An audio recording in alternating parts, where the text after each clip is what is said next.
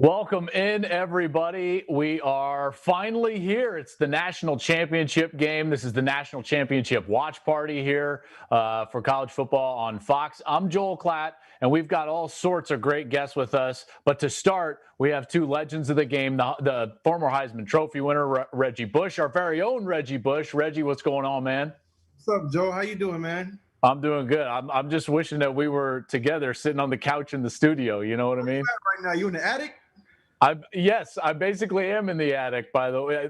This is the makeshift, like extra area that I get. I've got three little boys. They're running around right now. They get the run of the house. I've got to be up in the attic. Is that where the golf simulator's going, Joe? What's up? Is that where the golf simulator's going?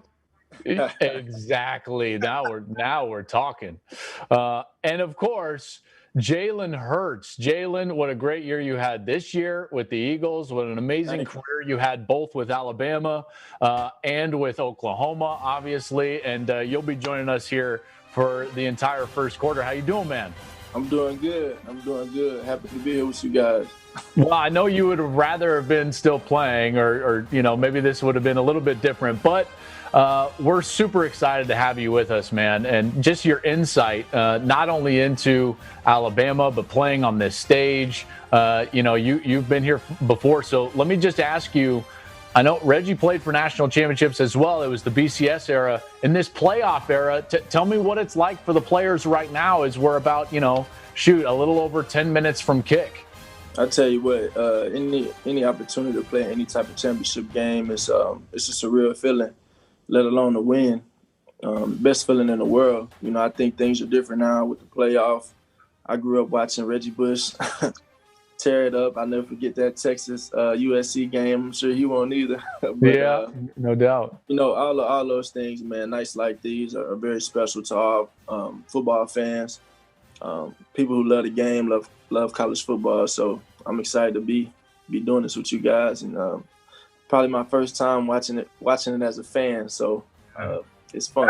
That's the weird part, Jalen. That's the weird part is like when you get to your rookie year and then you're watching a lot of the guys that you play with, you knew that you became friends with, watching them on TV in a national championship game. It's the same thing for me. You kind of go through that surreal moment, but you've now been through a rookie year, man. So, you're now 1 year removed from college football, man. So what was that first year like for you, man? That's what I want to know. What was your I think this year was different. It's my first time obviously being in the league, rookie year. So many different things going on from what I hear in terms of the differences with the virus and stuff, and it's all kind of unprecedented, just coming in on this weird time. But I think coming in is really learning everything I need to learn and prepare myself to go out there and play.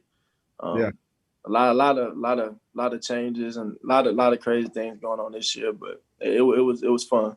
Everybody usually remembers their rookie year for one reason or another, whether it's good or bad. We all got memories of what happened in our rookie year because your body usually goes through like this shock. Yeah. Damn, I'm in the NFL now. Okay, this is different. You know what I'm saying? So yeah, I can tell you from the outside looking in, watching you in college football, I was very just impressed with your poise in all the situations that you went through, whether it was going from Alabama to Oklahoma, or whether it was when you in the national championship game and Tua takes over, but you just always had that poise, that confidence, and just that calm, cool, and collected attitude about everything. And I think that has helped you in the long run, right? Because, when you're going through that situation at the moment, it ain't easy to be calm, cool, and collected. You're a competitor at the end of the day. But I just love the fact that I've continued to see that from you, even in your rookie year in the NFL, man. And same thing, you're doing the same exact things that you did at the college level, man. So I'm happy for you with the opportunity that you got this year. I appreciate it. I'm looking forward to the future. It should be fun. You kind of touched on it earlier, but and I tell people all the time, man, it makes me feel a certain way when, guys like you, an older brother, or a guy, me being a coach's kid, someone I watched growing up, they send me all this love and all these compliments, and it's like, shoot, man, I learned so much from you, watching you play, all the swag you played with, how you played, all the people that I was around as a kid, all the things that I saw as a kid that made me who I am. So So you deserve some credit for it too, bro, because you tore it up at USC and the career you had in the league. I mean, NCAA days, playing the game, all that, man. Those are things that I won't ever forget. So you got to bring that NCAA back. We got to get it back, man. I'm telling you, we got to get it back. And I'm interested for you, like Jalen. What's Coach Saban like right now? You know, like there's so much speculation about, you know, what he does motivationally. And like I said, about 10 minutes from kick, what's going on in Alabama's locker room right now? He's locked in. He's probably roaming from maybe within a 10-yard distance, roaming, walking up and down, pacing, thinking about how he's going to coach this team for this game. And I have a lot of respect for Coach Saban. You know, the things that he's taught me directly and indirectly, the impact he's had on my life, I really appreciate him. I mean, he's a great coach, and I have a lot of love for him. I know they'll get it done tonight. Did he ever communicate to you, like, right before the game? I know a lot of times a head coach will come up to their quarterback and just communicate something to them. Well, would he ever do that, or was that left to the offensive coordinator? You know, he'd be like, hey, you know, hey, two, let's go. Yeah, he always he was always there. Always a lot of love, and he had his way of doing things, you know, and I admired that. Is Coach Saban, what's his personality like? Because obviously we see him when he does interviews, and, you know, he's very like, he's a carbon copy of Belichick. You know what I mean? Right. Not going to give you a whole lot. You know, sometimes he might crack a smile, but what is his personality like with the players? It's unique. It's unique. He has his way of doing things, and I can't speak on the Belichick comparison because I don't know Coach Belichick like that. But Coach Saban he just has his way of doing things. He knows how to build those relationships with people. You know, he communicates well. He's the greatest for a reason. You know, he's great at what he's done. I mean, speaking of greatest, I mean, he's got a chance, guys. If Bama wins tonight, and they're favored to do so, he will have won his 7th national championship. That's more than anybody in history from a head coaching perspective. So we're going to get some coaching perspective during the course of the program. Check out this guest list that we've got coming up. Obviously, Jalen, right now, we're going to have him through the first quarter. James Franklin, the head coach at Penn State, he's going to join us later in the first quarter. Joe Burrow, quarterback of the Cincinnati Bengals, he's going to join us for the entire second quarter. Mack Brown, the head coach of the North Carolina Tar Heels, is going to join us in the second quarter. RJ Young at halftime, new addition to our Fox College Football digital team. Graham Mertz, quarterback of Wisconsin, will join us in the third quarter. Tom Allen, head coach of Indiana, in the third quarter. Jeff Hafley, the head coach at Boston College, former DC here for Ryan Day in Ohio State. He's coming in the fourth quarter. Matt Leinart will join us in the fourth quarter. And as always, if we have any rules, questions, or conversations, Dean Blandino will join us. So it's going to be a loaded show. But, boys, we've got to get some predictions on the board. Reggie, I'll start with you. Your prediction for tonight's game. Well, my prediction is based on the health of Justin Fields. I think if Justin Fields is healthy, I think he gives Alabama an issue that they have not seen all year, and that's that dual threat component with him, Trey Sermon. The way Trey Sermon is running the football right now looks very similar to the way that Najee Harris is running the football, right? We've seen Najee Harris jumping over people, Trey Sermon doing the same thing. We've seen them both run between the tackles. Trey Sermon has done a great job at that these last couple games. I think the difference between those two is just Najee Harris's route running ability out of the backfield. A lot of people I don't know if they know how good he can run routes and how good his hands are, but to me, that's the different element. So I think I'm going to say this with caution, but I think if Justin Fields is healthy, I believe that it may give Ohio State the edge over Alabama just purely based off of that when they get into that red zone, 20 yards and in, the fringe, he just has so many options, right? When Mac Jones drops back, you know where he's going to be, right? You're not worried about him taking off 50, 60 yards down the field. So I think if Justin Fields is healthy, I believe it may give Ohio State the edge by 1 point, 2 points, maybe 3 points at the max. That's it. I'm feeling good about that one. Fox Bet has it as 9.5. Bama is favored by 9.5. The over/under is 75.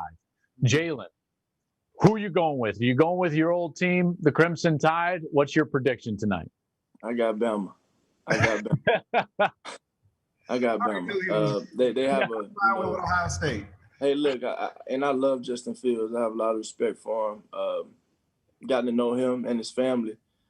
Trey Sermon played with him at Oklahoma. I always knew that he was a dog. I always knew that he was a great player, and he's done nothing but show that this year. I just think Bama is Bama. It's hard to argue with that. They're a great team. I'm going with Bama as well, guys. I'm gonna throw out the score prediction. Fox Bet has it at 9.5. I think that I would take OSU if we were going with the points. I got 45-42 in a really high scoring affair because both of these defenses are going to be stressed like they have not been stressed all year long by the opposing offenses. I think, Reggie, you're right about Fields, but the problem is that OSU secondary, they're actually the worst pass defense to get to this national championship game in the playoff area, giving up over 281 yards a game. This is not the quarterback and wide receiver core that you want to see. Heck, Jalen, you guys have had just like first rounder after first rounder down there in Tuscaloosa come out of that wide receiver room. We'll see what Devontae Smith can do.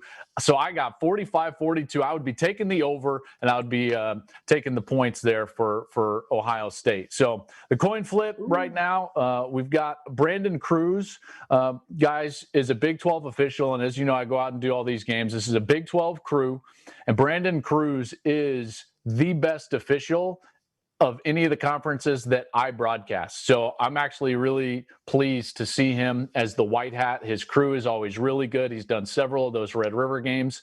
In fact, Jalen, I think he did your Red River game last year. I know you probably don't remember things like that, but I always go down and check out the officials and everything. Really good officiating crew on the field for this ball game.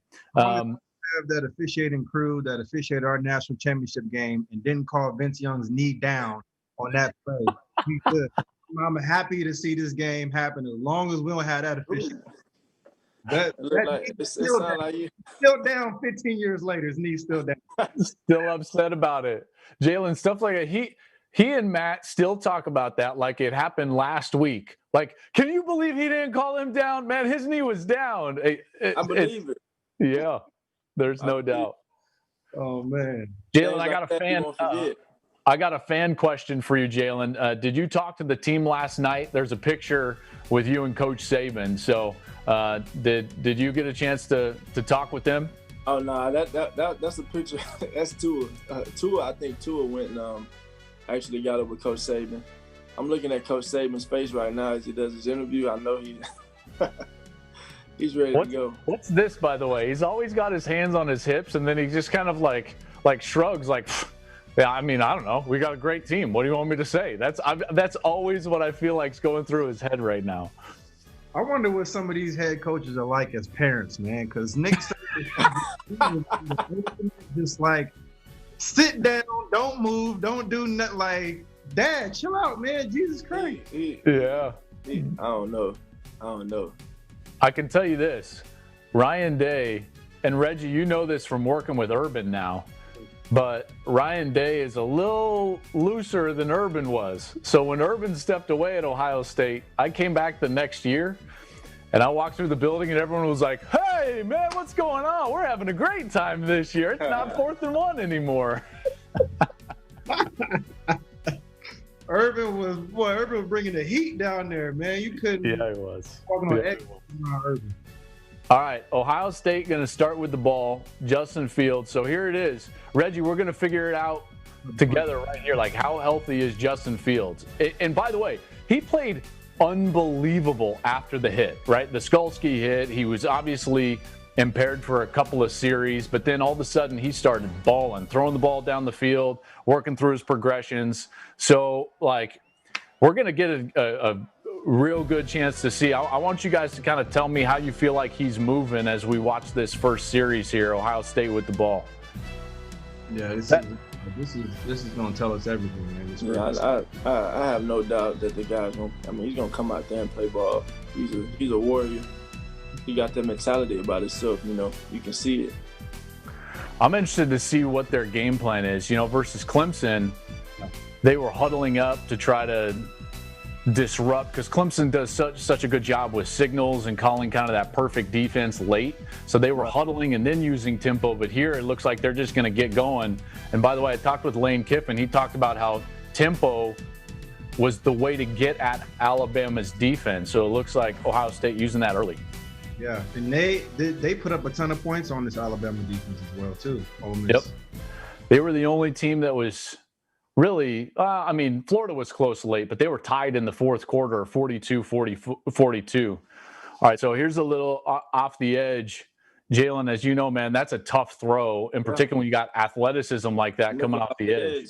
Yeah. Jalen, at which point right there would you, like, at which point in your mind do you pump fake that and just bring it down and then reload?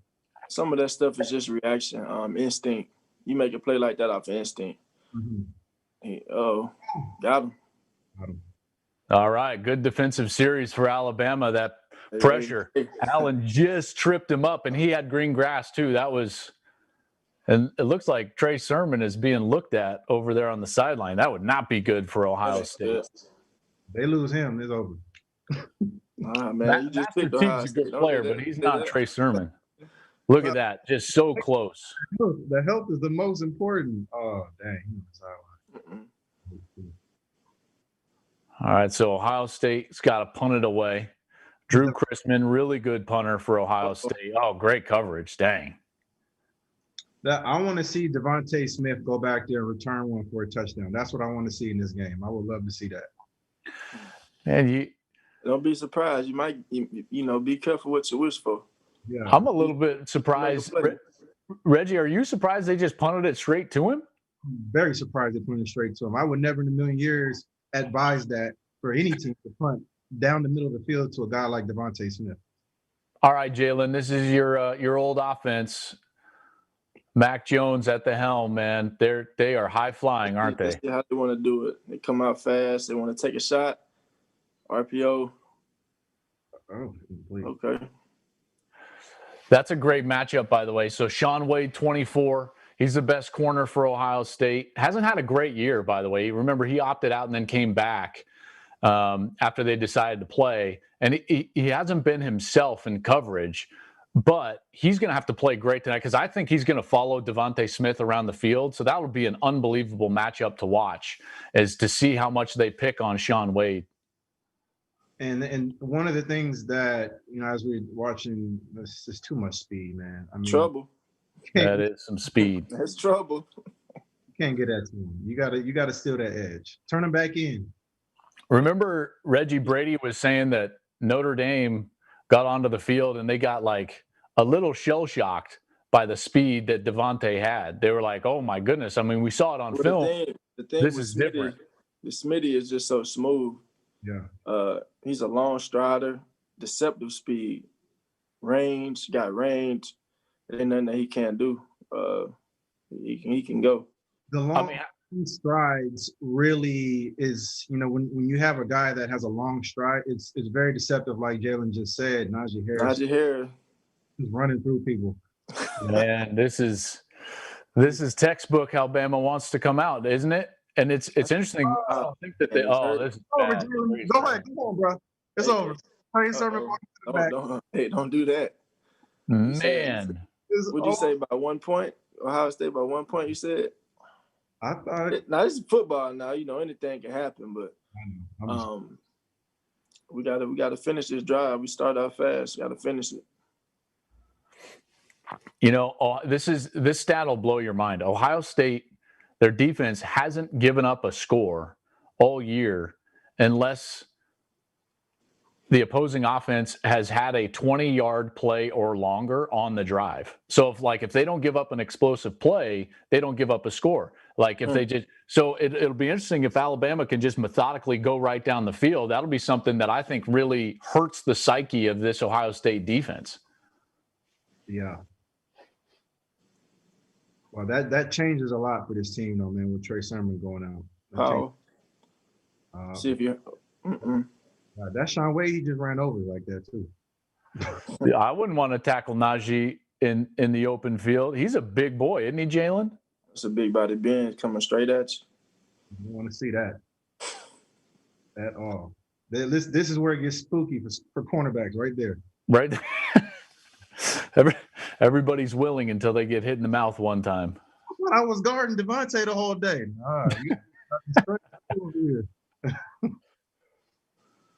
They bluffing. Up top.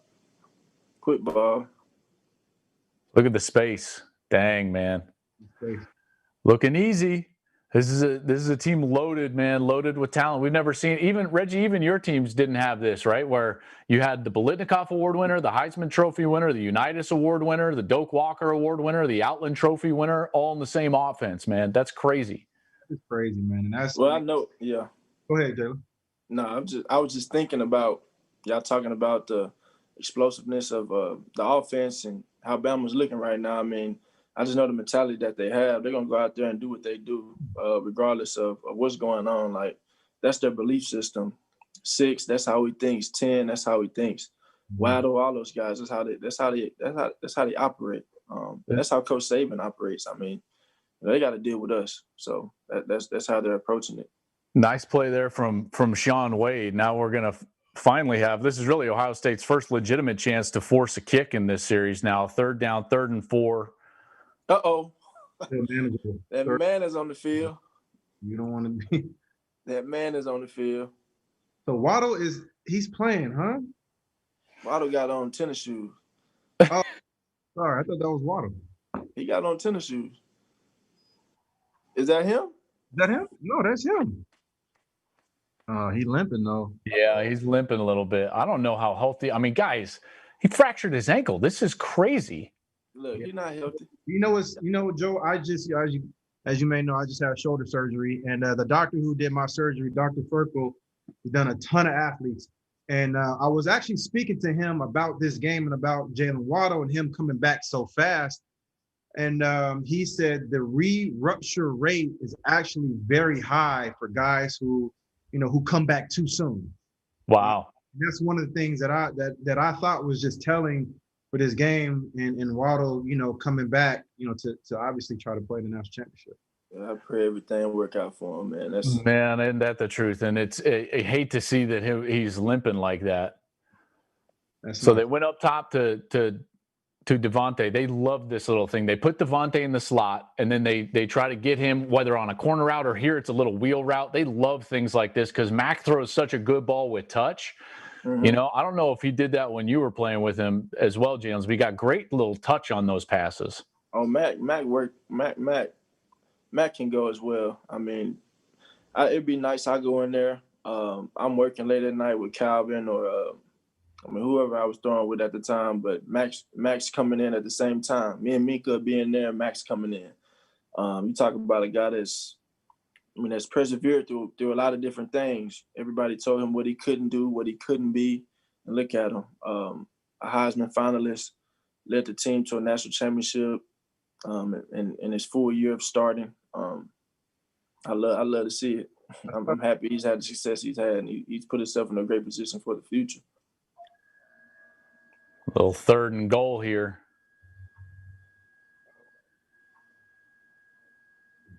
Go for it. He's going to go for it. Yeah, if he caught that. It might be a touchdown if he caught it, huh? I know, right? I mean, that was awfully close. Return route. Nah, he was out.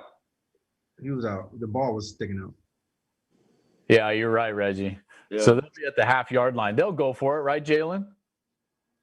Absolutely. Have to. There's not even a question. At the gate. That return route that was one of my favorite routes to run whenever I would go line up in the slot because you could do so much from it. I was obviously when I split out wide, guys would worry about the slant route or the option route. And the return route was just a nice, just kind of a change up, off of, the angle, our option angle route or stuff like that. And, obviously that was a great play, great throw and catch.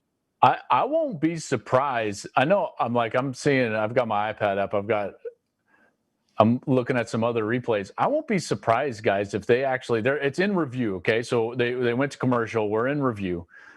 I won't be shocked if they actually give him the touchdown, because when he actually caught it, when he actually caught it, I think you could make an argument that ball might have been touching the goal line. Now, they might call it short, but if it's short, I'm talking about inches.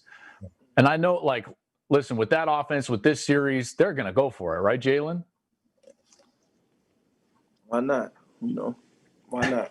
You got that bell cow back there, Najee Harris. But you got Deontay Brown up there, Leatherwood, those established guys. We had a question come in, a fan question for you, Jalen, and it says, what was Mac Jones like in the QB room? Not just his work ethic like you described, but, like, what was he like? Yeah, we nicknamed him the Joker. I mean, he just seeing him grow, I think, seeing him grow from day one to where he is now, that was fun to watch. I think his personality, he can hang around anybody and everybody. One of my favorite artists, my favorite rappers is Jada Young. He's a guy from Louisiana, and I listen to him all the time. And me and Mac, I put Mac on, and he always walk by me, singing a song, rapping the lyrics, and I'd finish or catch on. We just, I don't know, the little connection we had, but I mean, he's hip to a lot of things. Everybody likes him. Everybody loves Mac Jones, and he's that guy. So let me ask you, like, when you heard that they were going to go with Mac, and I know he played a couple of games last year, but did you think, like, hey, sky's the limit with them? They're going to be able to, like, nothing's going to change with them? Without a doubt. I had no doubt in my mind what Mac could do.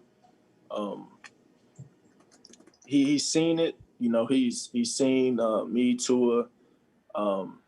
He's got great players around him, and I know his work ethic, most importantly. Talk about those late nights. I've seen him in there getting the work in. And I know as a competitor, he's sitting there waiting that long, drove him to be ready for his opportunity. And when it came, he broke everybody's records. I mean, he kind of put himself in his own kind of, stratosphere with the numbers and the things that he's done this year. So. Jalen, so after now you've been through a rookie year, how similar was the style of offensive play, like the pro style offense that you guys ran at Alabama, to, the offense that you guys ran with Philadelphia? Not as far as like the type of plays, but just in the similarity of the style of, the pro style offense. Touchdown. My TV's behind, but I think a lot of similarities. Going just all the different coaches I've been with, I've learned so much from all of those guys. From my freshman year to my senior year, I think at Alabama, kind of your pro style running game, passing game, all those types of things. You get the Oklahoma coach Riley. He has a unique way of doing things. And I learned the game of football, learned offense and quarterbacking. Learned it from a different perspective when I went to Oklahoma, and I saw how effective that perspective was. And I think just going to Philadelphia, being able to mesh all those things, going to Philly, seeing that, West Coast type system we kind of ran this year. I think being in Alabama and Oklahoma helped me get ready for my rookie year this year. So schematically, so that helped me. Can you give me I would love to, like, I know Lincoln pretty well, and obviously he cut his teeth under Mike Leach, but they don't run like a pure air raid, right? I mean, they're really committed to running the football. You ran the ball so effectively for them yourself. But give me an example, if you could, like the difference in something that's different about Lincoln Riley, the way he approaches coaching quarterbacks, or the way that he approaches you seeing the field from that position that's maybe different from others. And Coach Riley just kept it simple. We got there. I mean, the first thing we did when I got to Oklahoma, we watched all of my plays from Alabama. Hmm. We watched them. We sat down. Maybe there was something that came up on the film where I was like, I don't like that. Maybe I could have did this on that throw, or maybe I could have done this here. Well, he's like, well, but I'm good with it. But I'm good with it. I'm like, okay. So just being able to see how he sees the game, whether it was him watching my film from Alabama or whatever, it's football. And ultimately going into the screen, learning from him, seeing how he saw that, being able to be coached by him, and just kind of go out there and operate and run his system.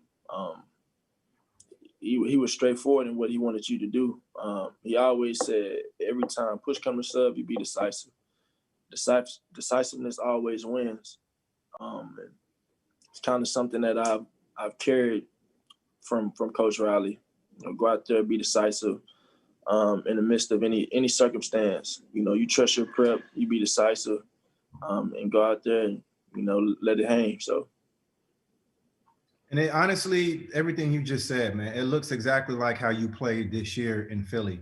That's your opportunity. It looks like you were just decisive. Whether you decided to pull the football down and take off and run, or whether you were decisive in, delivering the football to one of your receivers. But that's the one thing that I saw, and it gave the offense a spark, man. So everything you just said right there was exactly what I saw from you. Yeah. Yeah. I mean, there are a lot of things that I always say, a lot of things that I learned from these 4 games that I got the opportunity to start, and moving forward, just apply those things, learn from my mistakes and move forward. I tell you, I'm hungrier than ever going into this off season. Just ready to go out there and dominate, man. Learn from those things, build that camaraderie with my teammates, and work. I'm all about working, and I'm excited for this season. Got a long way to wait, but I watching these playoff games kind of get me. It's not as long as you think, though. These off-season workouts and the OTAs and mini camps, it's going to roll around a lot quicker than you think. Yeah. That's some experience right there, right? You're like, oh, I got this long off season. Nope. That's rolling around about 2 months. Yep, there's no doubt. Well, this is a pretty important part of the game now. I know it's early, right? And anything can happen, but without Trey Sermon, they're going to need a little confidence, maybe running the football with Master Teague. There he is, number 33. He's a much more straight ahead downhill guy, right? Very linear runner. When they want to run the football with him, they're going to put him in the pistol and let him get some depth behind the line of scrimmage. And Reggie, we'll talk about what that does for him, through this series. But they're going to need to answer right now because, that was pretty easy for Alabama's offense. Yeah, and one thing is when you play against Alabama, you have to match points when they score points. They can't score and then you give the football back to them a 3-and-out or something like that, because that's how they put up a lot of points very quickly on you. We did not see many third downs. I think there was only 2 third downs that Alabama faced on that first series. And now already Ohio State's facing their second third down. They're 0 for 1. Remember, Fields just got tripped up a little bit on that last third down. You're going to go with the run play. Do they get it? Looks like they got it, right? One of the things that I remember, I'm not sure where I heard it, but it was obviously on our show. But one of the things that Ryan Day spoke about with Master Teague was just how decisive he is. And when he gets the football, he's going downhill fast, and how that puts a lot of pressure on the defenders because, when you're running the dual threat component with Justin Fields, you can't afford to miss. Like, you can't afford to be wrong. And so when Master Teague is getting that ball and he's going downhill right away, that puts a lot of pressure on these linebackers. One of the things that they did, Reggie, I'd love you to speak to it, is they moved him back into the pistol. Remember Adrian Peterson, the Oklahoma did that. They moved him back to like 9 yards. Mm-hmm. And they thought just getting some of that distance would help the offensive line and some of those combo blocks happen before he hit the hole. Is that something that you see from him as well? Yeah, so for me, I've never liked running the football when I'm offset in the shotgun, because it cuts off half of your vision. So if you're on the left side of the quarterback in shotgun and you're running the outside zone to the right, you're never going to get all the way outside to the right. So what happens is that read now is condensed even more to you're basically reading the defensive nose tackle. And what happens is for running backs is you sometimes are paralyzed with looking this way and you don't see that backside cutback. And a lot of times you see the offensive line and the defensive line running, that backside cutback is usually there, if they're over pursuing. And so that's one of the reasons why I've never been a fan out of running it out of offset. I prefer either the home position or pistol, like you just talked about, Joe. Yeah, and you'll see that from them. And then watch out when they get into that pistol. That's when they get into the hard play action stuff, and you can get more of that downhill fake, and then you can get an over route. Nice corner completed to Chris Olave there on the last play. And then there's the pistol there, but Alabama is ready for it. Olave, guys, he's one of these unheralded. We're going to talk a lot about Devontae Smith, obviously, right? He's great. Yeah. Chris Olave is a great receiver as well. Probably doesn't get the love that he deserves. This was that corner route that you're seeing. They were saying that he might have been bobbling it, but he is so smooth, so silky smooth, great hands, and been a huge weapon for them. What do we have? 2nd and 10. So one of the things that I wanted to see from this Ohio State offense is it's just managing the down and distance. You do not want to get in 2nd and long and 3rd and longs on this defense, but that was obviously a great strike. Ball. That's a great ball. I'm telling you guys, Fields is balling. The way he played against Clemson, man. Check this. This is not an easy throw, Jalen. So he got the 2 high safeties. Watches the tight end's going to split him, but he's got to throw it right over the linebacker, and that's a beautiful ball. That's a ball. That's a ball. And then there's that pistol, Reggie, and there he goes downhill. All right. Well, now we got a game, boys. We got a game. We got a game. Man, I love it. I love it. That's a great response from Ohio State, man. They really need without a doubt.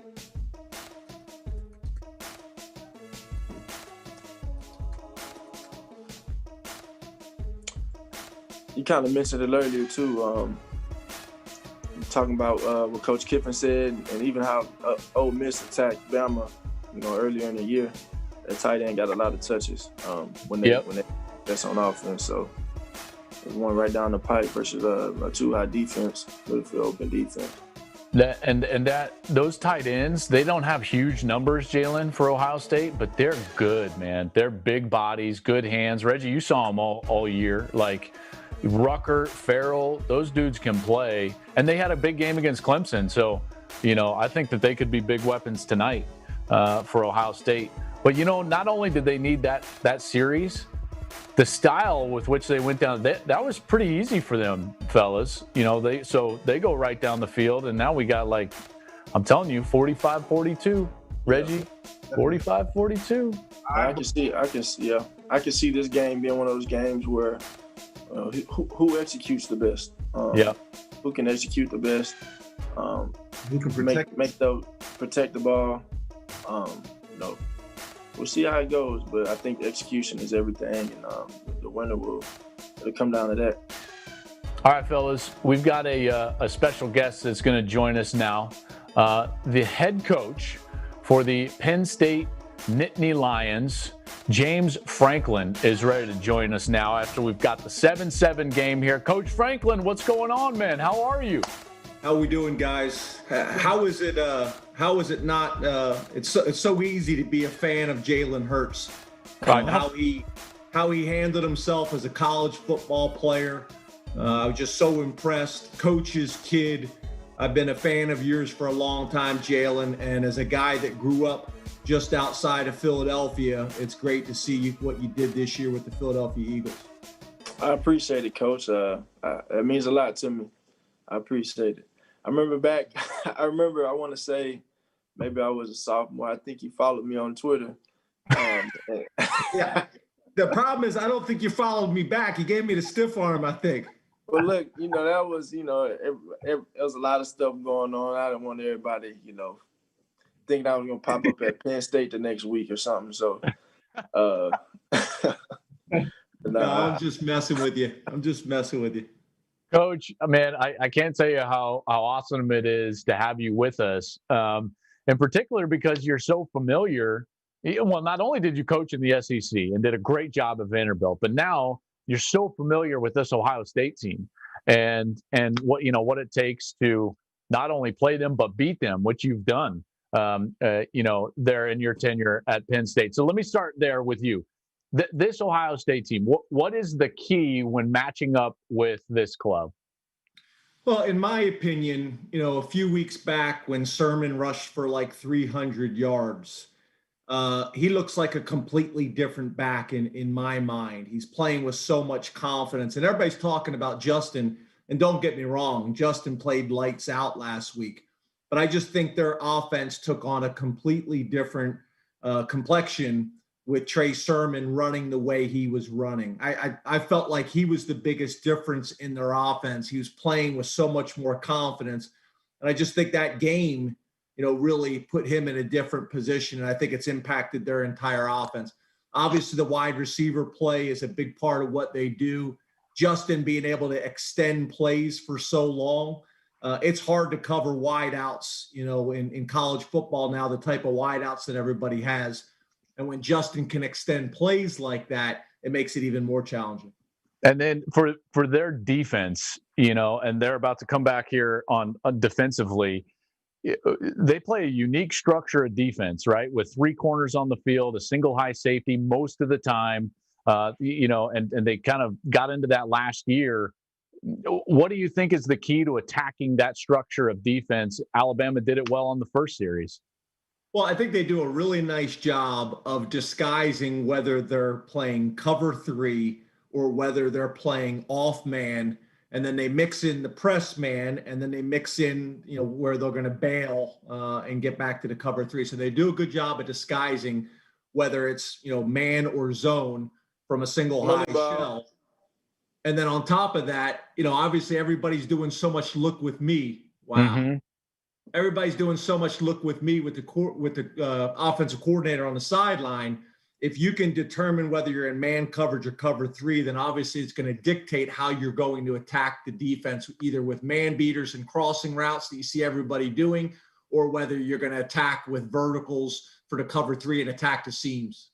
Yeah, and Jalen, Indiana had so much success running crossing routes, and they were making life really difficult on that free safety. And you see kind of a deep crosser there with a half roll for Bama to get this series started. Man, they're feeding them. I don't know if there's enough cushion in the world for Devontae Smith, right? There isn't. This is the thing. You play off, right? He's gonna take what they give him. Give him get the ball out, get it in his hands. If you press him, he might fade you up real fast and go up top on you or beat you off the line, hit you with a nice release. I mean, there's nothing that he can't do. And then Mac Jones, I just think what they're doing, they're getting the ball out, RPOs, quick stuff, getting it out. And he sees the field so well. And Coach Franklin, these corners, in the back half of the season, Ohio State, partly because of what you guys did with Jahan Dotson, and you challenged Shaun Wade, and you guys played so well that night, throwing the football explosively against Ohio State. They started playing press bail and then just really soft off coverage and trying to not allow the big play, and you're seeing a little of that on this series. Yeah, I think Shaun Wade is an elite DB. I still feel like he's better in the slot as the nickel as he is out, as a corner. But I think the thing about Mac, like Jalen's talking about, he's so accurate, he's so comfortable, and he processes information so quickly. The ball's coming out of his hand. Very rarely is he holding on the ball, and I think that's a combination of him as a decision maker. It's a combination of the way they're able to run routes and separate. Mm-hmm. And I also think you got to give Sark credit for getting him into the right calls too. Without a doubt. He simplifies it. He's definitely simplifying it for the quarterback. A lot of those bubbles that they're running, I mean, it comes down to either how many people you have in the box, or I'm going to read this Apex player and see what he does. You got a nice little ride action, and be decisive with your decision making, and Mack is doing that right now. 6 is making the plays. I think the other thing I've been seeing a lot of people do nowadays, Alabama as well as Ohio State, but Ohio State's done it a lot, is getting into, I know you call it, Joel, you said trips into the boundary. A lot of people call it formation into the boundary or formation into the sideline, FSL or FIB, however you call it. And it creates a unique situation because most people aren't used to bumping those backers into the boundary and walk them out of the box to take away the space. And then if your single receiver to the field is a problem, now you got to decide, are you going to leave that corner one-on-one to the big field? And are you going to walk your backers out of the box, into the boundary, which usually the boundary side isn't used to doing that. And people are having a lot of success with those formations, just creating challenge. And coach, to your point, it's hard enough if in the normal coach, let's call it like NFL tempo, which is a lot more methodical when you come up with that type of series and the answers that the defense has to come up with on the fly.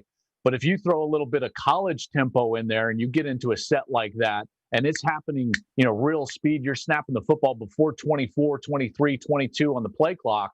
Those are massive issues for the defense that they have to deal with in terms of, trying to adjust that quickly.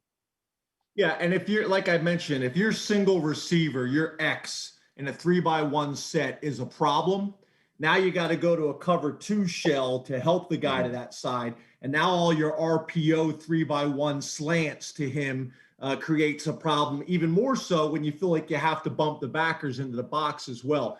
Now you add tempo onto that as well, which I know Jalen's very familiar with from his time at Oklahoma. As a head coach, that's where I've learned so much.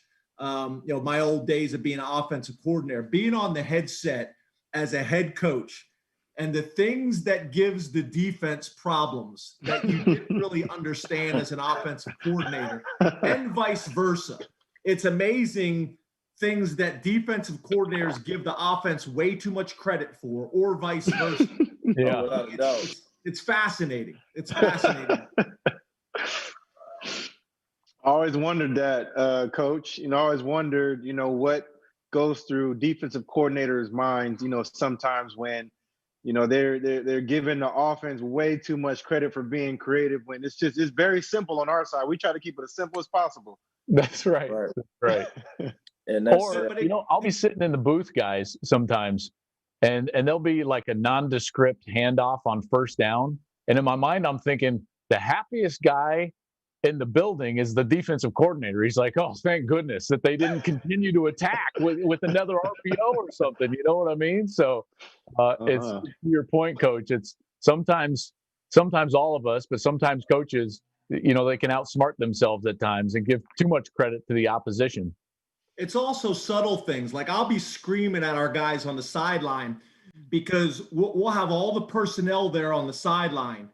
And we'll call our personnel group and start talking about the play we're going to run, and guys start walking back to the sideline. Just that subtle decision to keep all your personnel up at the sideline, that drives the defense crazy, because the sooner they can find out what personnel group you're in, some defensive coordinators are going to call their defense based on down and distance. Some are going to call it based on personnel group, and others on a combination of the two. So just holding all your guys up there, your extra tight ends, your extra offensive linemen, it causes issues. Well, here's another third down opportunity, and what a great effort for Najee to make this a more manageable third down scenario here. But Ohio State with an opportunity to force a kick. And in this day and age and in this game, it seems like if you can force a kick of any type, whether it's a punt or a field goal, that's going to feel like a huge win here. So a massive third down here for Ohio State defensively. Tunnel screen. Oh, looked like they stopped him. Yeah, it looked like they did. Good open field tackling, Coach. That's at a premium in today's day and age from a defensive back. Oh, when you have those type of athletes on the perimeter, there's just less things that have to go right for the play to be successful. When you're running the ball in between the tackles, and I know Reggie's looking at me like I'm crazy right now. He said, run the ball. But there's just so many things have to happen right for the play to be going for it. You put the ball on the perimeter, you get one block, it's over. Yeah. There you go. Little jet motion and a first down. Man, I don't think there was any surprise. Jalen, that and Reggie too. When you put that jet motion in there and you hold that backside, boy, that downhill run is so difficult to stop. Absolutely. Yeah, That's everything for a running back too, Joel. That's everything, because a lot of times, when you're trying to, for a running back, when you're trying to navigate between the tackles, that backside guy who gets too nosy or who's extra aggressive can destroy the play, before it even gets started. And so if you have somebody that can hold him, or a dual threat quarterback like Justin Fields or Jalen that can hold that backside guy, that gives you all the more opportunity in between those tackles. Well, the other thing it does is if it just gets those linebackers to hesitate for a half second, not as aggressive and they're not as much downhill, even though they're not responsible for the perimeter play, it still affects them. Yeah. Now all those double teams can get pushed up into their face. Nice tackle. Good play there. Great play. Great play. That's Hilliard. Coach, probably the most unsung group for Ohio State's defense, their linebackers this year. Wouldn't you agree? Yeah, I think so. Obviously their defensive line for so many years with Coach Johnson gets so much attention, and well-deserved, but they're just so fundamentally sound. And I think, to your point earlier, what they do defensively, they're not trying to out-scheme you. They're going to play cover 3 and cover 1, and they got some blitzes in there, obviously, that they're going to mix it up. But they allow those guys to play fast and decisive. Back to what Jalen was talking about, it's no different on defense. You want your guys to be decisive. Yeah, absolutely. That's what it comes down to. That's what the good teams do. Coach, I hate to put you on the spot, but do you have a feeling about tonight's ball game? Well, I think, for me, obviously, I got to be careful what I say, because as a Big Ten guy, they're going to hammer me. But it's hard to go against. It's hard to go against Alabama and all the success that they've had. I think the point you guys were making before, I thought Trey Sermon and how he's been playing the last couple of weeks was really going to make a difference, but now he's out of the game. But it's hard to go against Alabama and just the amount of success that they have had. Obviously, I got tremendous respect for Ohio State, their program, their university, what they've been able to do. But I also think the season that Alabama, going through pretty much a complete season compared to a shortened season, that the Big Ten had, that creates mental and physical toughness and just so many things that you had to overcome to get through it. There's a big difference. Yeah. There's no doubt. Coach, I know that we don't have you for much longer, so whenever you need to jump out of here, you feel free. But I got to tell you, I love your insights on all of this. And one thing I haven't asked you yet, and I know you were down in the SEC for so long. As a head coach at the highest levels of this sport, can you put into some context what Saban and Alabama have done over the last 12 years? I think it's the greatest run in history of our sport. But I mean, how difficult it is to do consistently what they're doing. Well, I think there's two things that you have to focus on. I think number one, it's what Saban has been able to do. And you think about what Alabama was before, Nick got there. Obviously, tremendous history, tremendous tradition, but they haven't obviously, been doing it the way they've been doing it with Nick. So you got to give Nick credit. Obviously he gets a ton of it, and he should. But I think the other thing that is important is there's total alignment there. Everybody at Alabama is committed to winning at the highest level. And when you have total alignment from the boosters, from the president, from the AD, from the head football coach, and everybody says, what do we have to do to not only win, but to dominate college football? They've been able to do that. And that's a credit to Nick, but that's also a credit. That's also a credit to, to their administration as well and their boosters. So it's impressive. It really is. And I think we all know that conference, especially that side of the conference. And I think the Big Ten East is really tough as well. But, that SEC is also very, very impressive. Well, Coach, I appreciate your time, my man. Oh, a little swing pass. That's 6. Beautiful. That's 6 points. Beautiful play. Beautiful play. There's that man, Devontae Smith, in for a touchdown. Coach, Appreciate your time, man. Can't wait to get back out there, and hopefully next season there'll be a return to some normalcy, and can't wait to get out there and cover the Nittany Lions, man. Thanks for your time. Thanks guys. Coach. Have Appreciate a great day. Appreciate you, fellas. Yes, sir. And Jalen, I know that you got to run soon as well, so maybe your kind of final thoughts here as we see Bama score. Yeah, I think just looking at Mac Jones, looking at his numbers right now, 11-13, 122 yards, coming out here and being efficient, getting the ball out, getting it in his playmakers' hands, let them do the dirty work. Smitty's gonna make those plays. Just simply got to get him the ball, and Najee's gonna break a big one sooner or later. And I think Justin Fields on the other side, I think he's gonna respond. I think it's going to be a back and forth game, and the team who executes the best protects the ball. That's who's going to win the game. Hey, man, I know, and Reggie, I'm sure you agree. But best of luck, man. I root for you all the time. You know, I know all the time, man.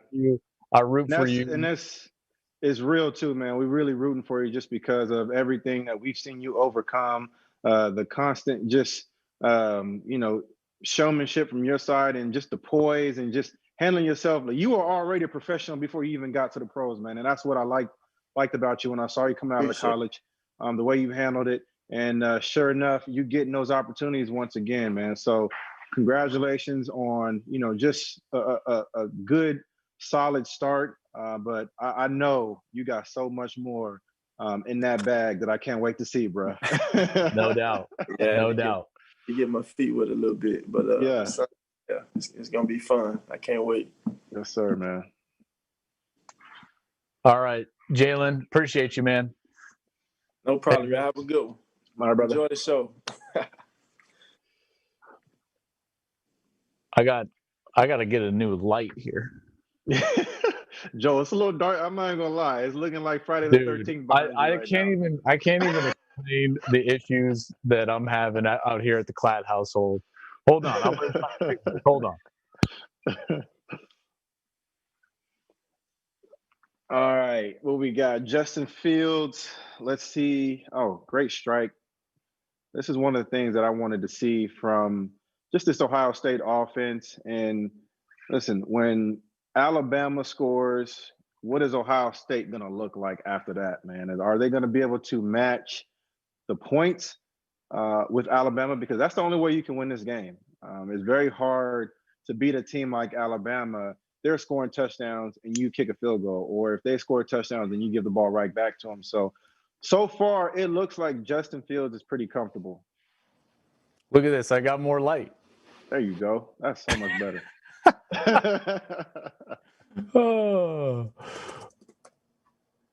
Oh, man. All right. Coming up shortly, we're going to have Joe Burrow join us.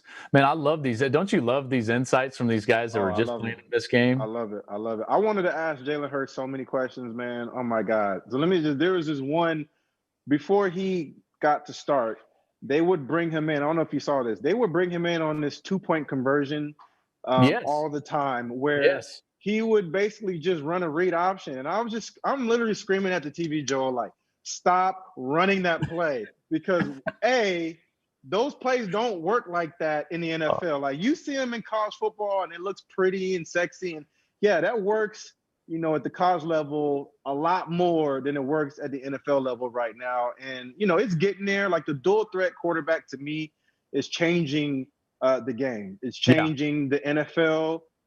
It's changing the way that we watch quarterbacks at the NFL level. And we've just seen it, start to show up more and more. And so I hated that for Jalen Hurts, because I know how much talent he has inside of him. And I'm just happy to see that he really got an opportunity to show that he is a true every down quarterback. Speaking of talent, and a guy that is easy to root for, let's bring in now our guest here for the second quarter, Joe Burrow, the number one pick in the draft last year, the Heisman Trophy winner last year, national champion last year. My man, Joe, welcome in. Thank you for joining us, bud. How are you? I'm good. How are you doing? Can you hear me? We can hear you. Yeah, we got you. Awesome. Joe, first question, man. How's that leg doing? That's right. I'm actually back in Cincinnati now. It was nice. It was nice to get some sun in some in a beach out in LA. Yeah. My knee's doing good. Feeling pretty normal. Starting to walk around a little bit. That's good. So it's feeling That's good. That's good, man. I mean, all of us were so bummed when you went down, but Absolutely. I'm sure that in hindsight now, you have so many things that you learned, during your time. And I loved that segment you were on with Colin earlier in the week. You were talking about things that you had learned from schematics to all different sorts of things. But, this year has to have been invaluable for you. Yeah, there were a lot of great learning experiences for us. We didn't win as many games as I would have liked and as everyone else would have liked within the organization and the city. But, I think we built a great foundation going forward and a great learning experience for not only myself, but for our team. What was your mindset last year with that offense? Because it seems like Bama's got an offense that could at least rival what you guys were last year. But, man, you guys were ridiculous last year. At any point, did you feel like a defense could stop you? Not a single play the entire year. We had so many great games and so many great players and coaches. We were really striving for the perfect game. We wanted to go 100% completion percentage, 600 yards, score on every possession. That's what we were going for.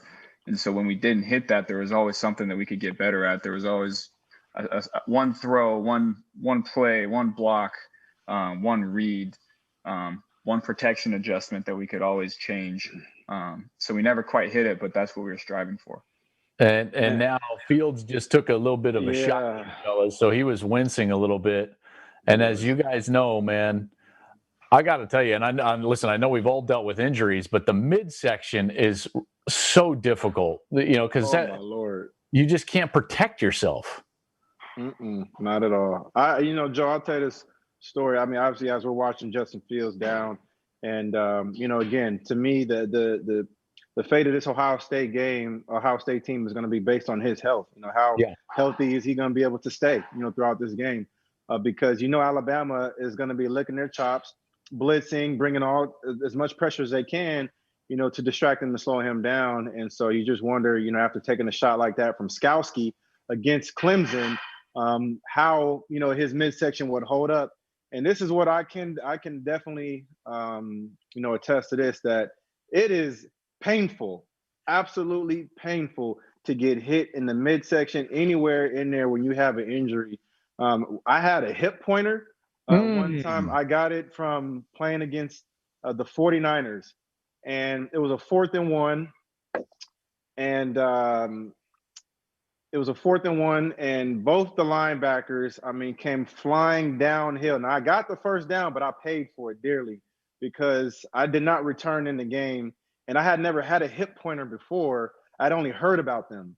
And so when I actually got one, I was like, you guys need to change the name of this because hip pointer doesn't really describe it too well. This is like excruciating, like somebody is sticking a knife right here in my side right now while I'm trying to play football. But, like you said, man, that midsection is very tough to just keep, to protect it. You can put as much padding there as you want to, but when somebody puts a helmet right there, there's nothing that can stop that pain, man. Joe, we had a great question come in from a fan. You were credited, and I think rightly so, with kind of changing the culture at LSU. It was a culture that couldn't get over the top as it related to their own division with Alabama, and then you guys went and obviously had one of the great seasons of all time. What did you learn in that experience and helping form that culture that got over the top that maybe can help you change what the Bengals culture is and what people think they need to do to get to the top? Yeah, it's really just about being myself, coming in and putting in the work. People respect players and people that just come in, grind, don't complain, come in, put the work in and perform. And so that's just what I've always tried to do, is just come in, outwork everybody. People see that and then they start to elevate their work ethic, and it just kind of permeates throughout the entire team and organization. So it was nothing. I didn't consciously think, hey, I'm going to come in here and change the culture and change, everything about it. coming in and being myself. Yeah. And you obviously had that transition. You played at Ohio State under Ryan Day. You know, he was your coach. Tell us what it's like to play, you know, for him. What was it, you know, learning the offense from him? You know, what was that like? What's he like as a coach? You know, I credit Coach Day with a lot of my development. You know, he came in I was with him for one season and 2 spring balls. Mm-hmm. And Coach Day is awesome. He taught me a lot of things about the quarterback position that I didn't really know. He taught me about different kinds of leverage and reading certain plays, certain base plays that almost every offense has in their game plan. It taught me just little intricacies of reading those plays and defenders' eyes and defenders' leverage and feet and where my eyes go on certain plays. I think Coach Day is one of the best. Go ahead, Reg. And so, Joe, you go from hold on, we got a turnover, which is did huge he fumble for there? Ohio State. I think he did. Did he fumble? That's huge for Ohio State. Dude. If that holds up, that is huge. Watch this blitz. I mean, this is like, you talk about right time to call this blitz. Mm-hmm. This is an unbelievable game plan here with this little motion. And then they think to themselves, all right, I know what's going on. Boom. And then Mac Jones fumbles. Wow. What a play, boys. And you know, Joel, and you and Joe can probably attest to this. When you have a guy that motions down and then his guy activates and blitzes, those are some of the hardest blitzes to block because you're not expecting that guy to activate off the edge like that quick. Yep, that's exactly right, Joe. I mean, I'm sure you could talk protection better than any of us, I'm sure, but that's so tough for a running back because all of a sudden there's a guy in the count that wasn't there to begin with. That wasn't there to begin with. Yep. Yeah. And especially those play action protections like that. There's not really a lot you can do as a quarterback in that situation because in those play action protections, you're just kind of banking on the play fake, holding those blitzers and getting in their run fits and then just kind of, you know, mush rushing after that. And if they come off the edge like that, that's really tough. And that's one of those game plan blitzes you could tell, right? Like you said, Reggie activates with the motion.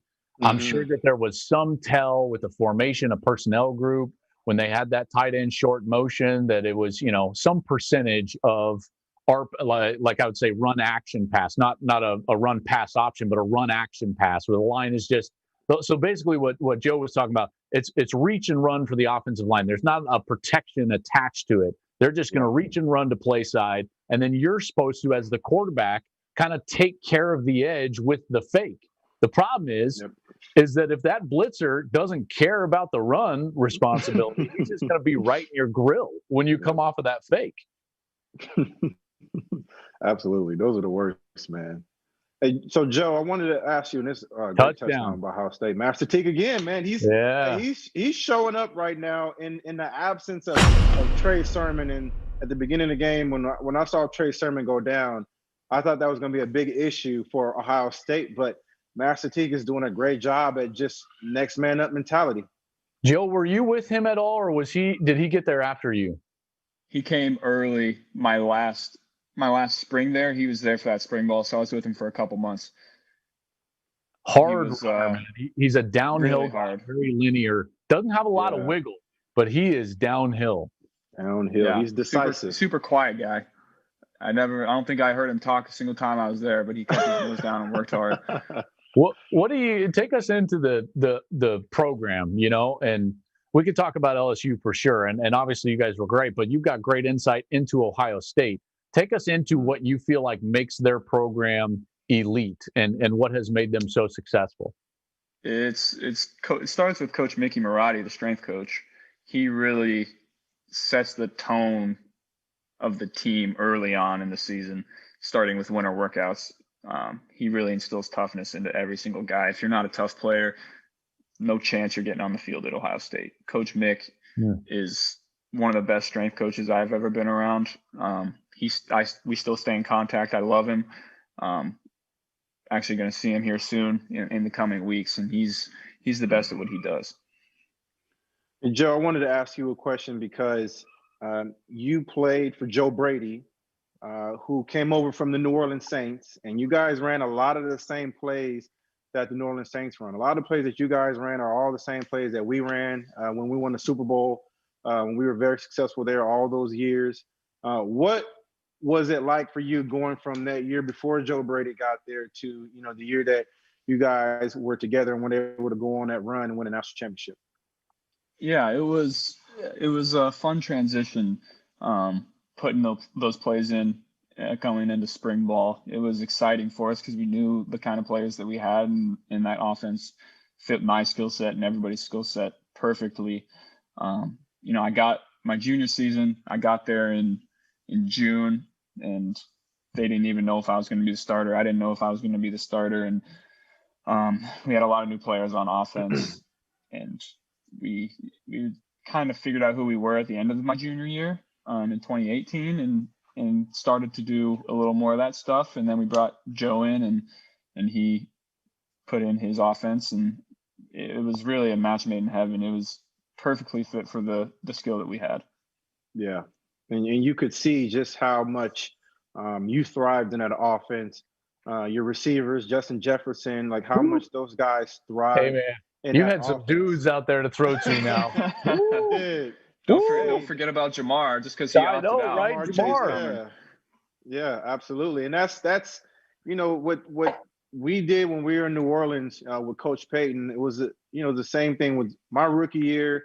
He brought in that offense, and it was built on just getting the ball to your playmakers in space. And he was constantly trying to find ways to get his playmakers in space with the ball in their hand with enough time to be able to go out and do what we do. And I really saw that last year from you, and just how much it elevated everybody. It elevated you, it elevated the receivers, the run game, right? With Clyde Edwards-Helaire, like everything came to life in that offense.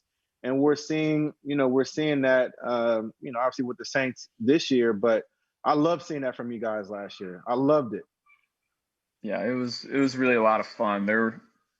We had a lot of fun together. Practices were pretty, they were intense, but they were fun. We just were kind of hanging out as friends, and there was no egos, nothing like that. We just had a lot of fun together. Hey, speaking of just hanging out, we did have a fan question. What do you remember about the famous cigar after your post-game celebration, man? I mean, like Jordan made it famous. I guess other guys in the past as well. But man, you throwing down that cigar, that like cemented you as like legend status. Yeah. So they were handing them out in the locker room, and KJ Malone, who is the son of Carl Malone, they have a cigar company, and so KJ had a bunch of cigars, passing them out. He was a assistant strength coach for us, and so he was passing them out to everybody. And mine was about halfway gone when they said it's time to do media, and I didn't really want to give it up. So then we went into the little loading area before the press conference, and that's where that picture was taken on the couch, right in the little waiting area to go out on stage. Hey, when you saw it, you had to kind of chuckle and be like, man, I didn't intend for that, but that is awesome. Yeah, it was pretty cool. You need to have that You need to have that picture framed and up on your wall somewhere, man. No doubt. It's in my basement. Don't worry, it's down there. I want to ask you one question. Your whole time there, you were Coach Orgeron. Were you able to understand anything that he said? Just one word, anything. Not so. The first year, no shot. If it was, I could understand him in practice and in the meeting. Sometimes I would have to ask him to slow down a little bit. But when it got game time and Coach O gets fired up, no chance I was going to understand what he was saying the first year. Second year, I got a little better at it. He was a little calmer because we were playing really well, and he didn't raise his voice as much, so I could understand him a little better. This game, it looks like it's going to be a shootout because here comes Bama now right down the field. Got a little RPO action now for Mac Jones.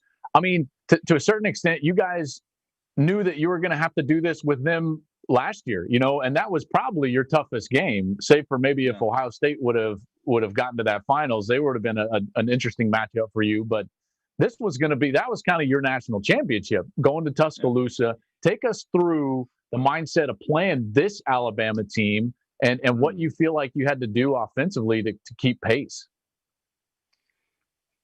Going into that game was the only game that I was kind of I was excited to play, but the year before they held us to 0 points, and I was excited to see how we were going to match up. And then the first series, we kind of, I don't know if we scored in the first series, but we moved a little bit, and I knew it was going to be a long day. But obviously they have great players too, and we knew it was going to be a shootout. And so when you're in one of those kind of games, you're just really trying to make plays. You're not worried about interceptions. You're not worried about fumbles. You're not worried about turning the ball over. There's no game managing going on. You're taking shots. You're hitting your check down when you need to, but you're trying to make plays. And Reggie, that game with Texas in 05 turned into that for you guys. And it was going to be kind of who got the ball last type of a game. Do you remember what that felt like on the sidelines, what the conversations were like on the sideline? I do. And I remember, I think the one thing about that game that, right down the field. My goodness, man. They're making this look easy, aren't they? This is one of the things I talked about with Najee Harris is he's 6'2", 225 pounds, and he wears it well too. Like he doesn't look like a big back outside of his shoulder pads, but when he puts his head down, when he's decisive, there's not one cornerback, I don't care who he is, safety that's going to tackle this guy one-on-one. I mean, he can catch the ball out of the backfield. He can run routes. He has great hands. He can run between the tackles. And you're seeing that right here on full display. This is the guy that you do not want in the open field with the ball in his hands. I mean, they got a number of them, but he's one of them. Very similar play to that fumble. Same blitz, and then they decided to throw it right behind him. That was a good play call. It was. He came on the blitz, and Matt, see how he drifted off of that? That's smart, man. I'm telling you, those are the things, Joe, and you can speak to this. Those are the little things for a quarterback that take you to the next level, right? He doesn't just turn and set up in the pocket. He knows what's going on. He knows what they're trying to do. He knows that they're going to have a big play. And so he just kind of turns, gets the fake, and then he drifts off of it. I guarantee you the coaching point's not to drift, but he sees what's going on and he just drifts back and throws a little fade away. Yeah, it's just being a player, understanding the weakness of the protection that you're in. And, some quarterbacks will keep their eye on the ball, eye on the center, and not see the defense throughout their cadence. And good defenses are going to time up those blitzes, and sometimes you might not see them coming. But the good ones keep their eyes up until the very last second, and that I think that allowed him to see that and drift. Hey, you talked about developing a lot even before you went to LSU. I think when I talk with people are like, "Oh, well, he went down to LSU." And then turned into this guy. And I think people fail to realize how close the battle was between you and Dwayne for that job at Ohio State. And listen, I know you're probably still frustrated and probably think like, hey, man, that should have been my job. Yeah, right? Because that's how we all are, right? And so 100%. Yeah. Having said that, Dwayne had an unbelievable year the next year. You obviously had an incredible season a year ago. Do you remember that battle and maybe how close it was and how difficult a decision maybe it was for you to leave? Yeah, it was really a 2-year battle. He came in, JT Barrett, still the quarterback. Nobody was going to take his spot. He's about Big Ten leading touchdown pass leader of all time. So we were kind of battling it out for 2 years as the backup, and they would never really name a backup for 2 years. Just to kind of keep it on edge for us. And then going into my last year there, I broke my hand the day after fall camp had ended. And so I missed the first couple weeks of that season. And Dwayne played a little bit in those games. And then he went in against Michigan and came back to win the game. And after that, it was kind of, going into spring ball, I was going to have to make up a lot of ground after that one. Because he played so well in that game. So after that, I kind of knew it was over for me there. I was graduating that spring and still did spring ball because I wanted to, give it one last shot. But I kind of knew it was over after that, after I broke my hand in that last season. I do have one more question. I know we touched on it a little bit, but how is your rehab progressing? Do you feel like you're ahead of schedule with your knee? And, how's Yeah. it feeling? I do feel that way. All the feedback that I've got from doctors is that, it'll be 6 weeks out from surgery on Wednesday. My knee looks like it's about 10 to 12 weeks out from surgery. So I'm on track to do what I need to do this offseason to start week 1. Obviously, there's always opportunities for setbacks, but as of right now, I'm looking real good to start that season the way I want to. I love it, man. I love it. I bet you're watching the playoffs the last couple of days, just like chomping at the bit. You're like, man, I want a chance to play on that stage. Yeah, it was tough to watch those last 6 games of the year from my bed because I couldn't move. So I was just sitting in bed watching the game and then watching the playoffs last night and Saturday. It was tough to just sit there and watch. It was tough. Well, let's see what Ohio State has in store for them here, because Reggie, we keep touching on this, but I don't know about a 2-touchdown deficit or a 2-score deficit. So you better keep up. Yeah, like when playing against a team like Alabama, who applies a ton of pressure, both offensively and defensively, you have to match the points. You cannot. They score a touchdown, you got to score a touchdown, and that's really as basic as it gets. When you play against a team like this. Now, the mindset is basic, but the accomplishment is not basic. It's a lot tougher. Oh, there we go. There's Justin Fields taking off. So even with that injured side, we saw him get up kind of slowly. This is what Nick Saban struggles with, guys. Guys that are mobile. We've seen it in big games time and time again. Joe, I'm sure you saw it on film preparing for Alabama. The opportunities to hurt them with your feet. Yeah, they a lot of snaps they'll play either man or their little press quarters on the outside, and that just brings a lot of opportunities for the quarterback to run. I think I had 90 some rush yards in that game last year, a lot on quarterback draws and just scrambles. So there's a lot of opportunities against them to do that. Hey, Joe, I got to be honest, man. You were a lot more elusive than I expected. You had some moves that I was like, yo, this dude is a baller. He's athletic. And it wasn't, it looked like, you were just out there having fun, obviously, and doing your thing. But just, when I'm thinking about some of the highlights that I saw, you had a couple spin moves, too. That I was just like, that's just nasty. Like, that was just nasty. Reggie, that's what I was going to say. I was like, listen, he's got a little bit of that long stride, so he's quick. Yeah. But it was the spin moves. I was like, the spin moves. It looks a little awkward, so nobody really thinks that it's going to get him. But then it happens to him, and they're like, you really have it like that. Oh. You caught me by surprise multiple times. I didn't know you had that in the bag. Man, they got to punch this one in here. 2nd and 7 here. Oh, that's not going to help. Okay, big 3rd down, boys. And you know what, Joe? That play, to me, again, I talked about running the football from the offset position. Yep. Because, one, look at your running back. He's running lateral. You don't want Master Teague run. Exactly. And the cutback is there. You don't want Master Teague running lateral. You want Master Teague going downhill, being decisive, because that's when he's at his best, and that's when his offense is at his best. You're not going to outrun this team coast to coast, this defense coast to coast. They had a massive cutback lane right there. He keeps it front side. They lose yardage, and they might have to kick a field goal because of it. That's one of those. That's one of those formation things. And the reason why he kept it front side and didn't see that cutback is because now when he's turned sideways, he's now lost his vision to that backside cutback, and that's one of the reasons why I've never been a fan of running the football out of the offset position when you're in shotgun. Now, you can get away with it sometimes. Like the Cleveland Browns had a really good one that Kareem Hunt scored on. I don't remember what point it was in the game, but they kind of pulled their center and their guards, and the guard ended up destroying the linebacker.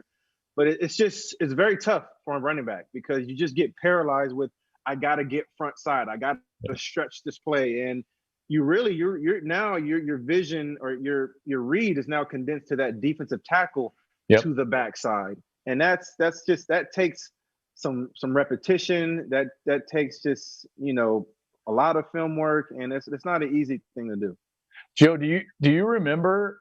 I know this is kind of putting you on the spot. Do you remember like your red zone plan against Alabama, and maybe even more specifically, like third down red zone? Sometimes you kind of remember some of these things, but do you remember what your scouting report was like for them? We wanted to put their linebackers in isolated situations with Clyde. Right before half, we got a turnover and we threw a corner out to Clyde in the front of the end zone for a touchdown. So red zone, that was our plan. And third downs, we wanted to go tempo.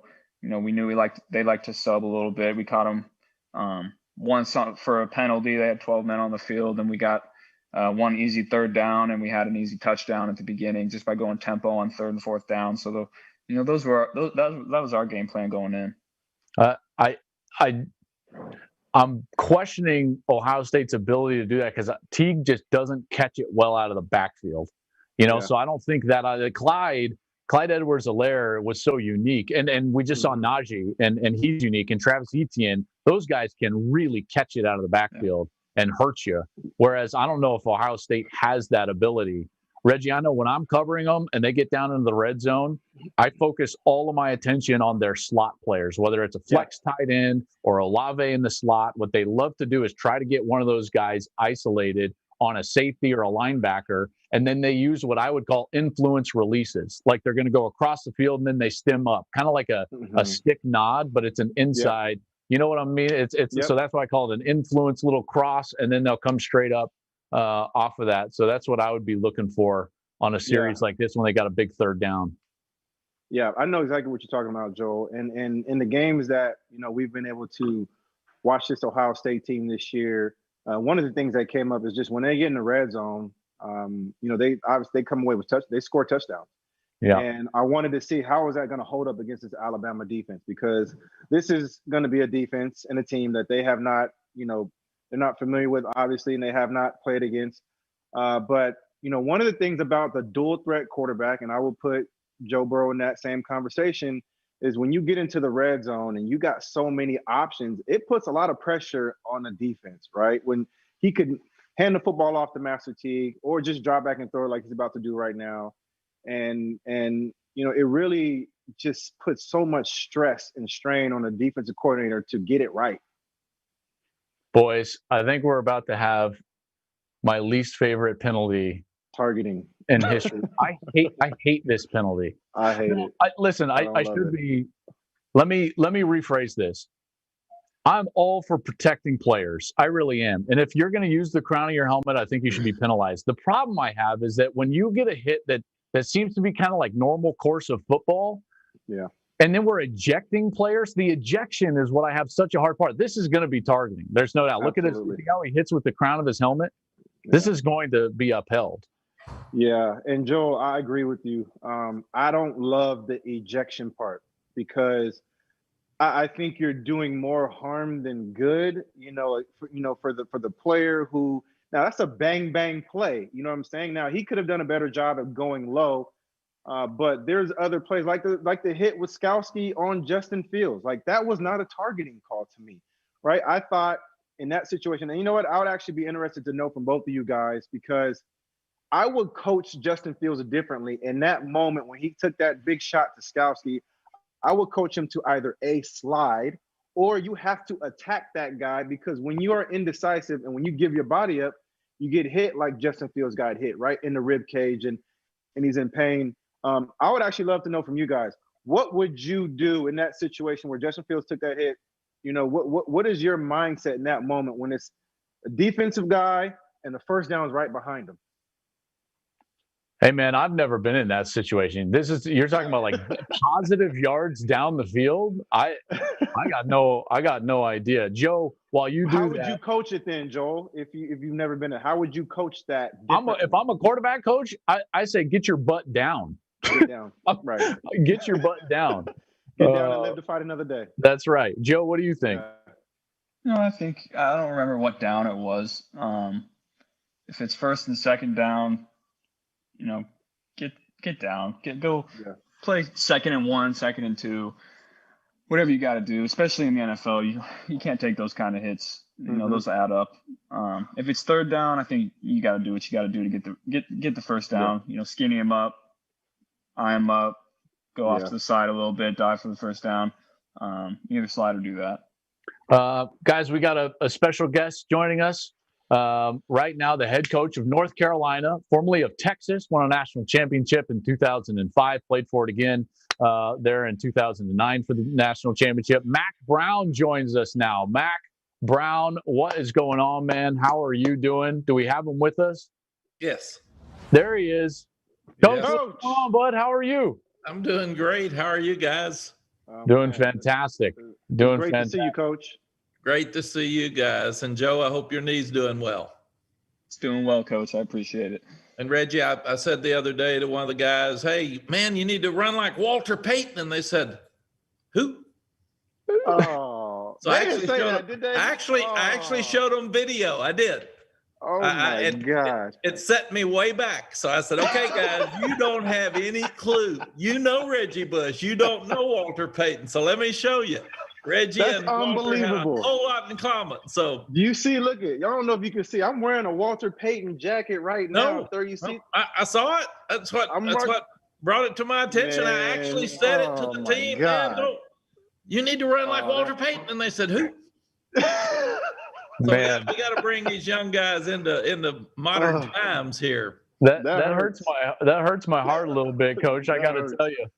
Hey, Coach, you've got obviously a great team this year. By the way, congratulations on a great year. That was a terrific Orange Bowl. I mean, you guys came up just short in that ball game. What an outstanding game that was. But you've got so much history in a national championship game, obviously winning it with Vince and Texas over Reggie's team, and then playing Alabama and Nick Saban before he, for his first national championship. What does a game like this bring back? What are the memories that come back for you? Joel, you worked so hard to get here, like Ryan Day. He's so young. You want to get there, but you want to win. Nobody remembers being second. When we beat Reggie's bunch, and it was maybe the best game ever, down to the last play of the game. That's something people talk about today. I see USC fans in the airport and they hate me. And when they come up and say, I hate you, I said, oh, good, you must be a USC fan. And they say, I am. How'd you know that? I said, no, you hate me. I know you hate me. That's the best team ever. The guys that won 2 national championships. So, but then Alabama, nobody cares. Nobody even remembers who was second. Yeah. So that's what's so important tonight. And Coach Royal told me after the game, I said, Coach, what happens after you win? And he said, you want to win again. And your fans want to win again. Then you want to win again. And it's never enough. It's like a drug. So Nick tonight, he wants to win. Ryan tonight, he wants to win. It's for different reasons, but it's never enough. Yeah. And that's the hard thing. By the Coach, way, I think real quick, just a big, that was a huge stop, right? I mean, this is the first kind of forced kick that we've seen. So Ohio State's got to settle for the field goal. But Reggie, go ahead. Coach, you're so spot on. When I got to the NFL, and we took us 4 years to win a Super Bowl in New Orleans, and one of the things that I regret is not enjoying it enough, because as soon as we won it, I was right back to work, grinding, trying to figure out how am I going to get another one? How am I going to get these guys, back to how am I going to help my team back to winning another Super Bowl? And I didn't enjoy it enough because, like you said, it's like a drug. Once you win one, you want to continue it. You want to continue winning. You want to continue to stay at the top. And unfortunately, in the NFL, it's even harder to do, right? And I think what Nick Saban has done is just unbelievable, just the run that he's been able to put on. And I think Ryan Day is, like you said, he's young, but he just seems like he has all the right, he has the right mentality, the right coaching, the right temperament, the right poise, everything that you need, to coach a championship team. I agree. Ryan was lucky.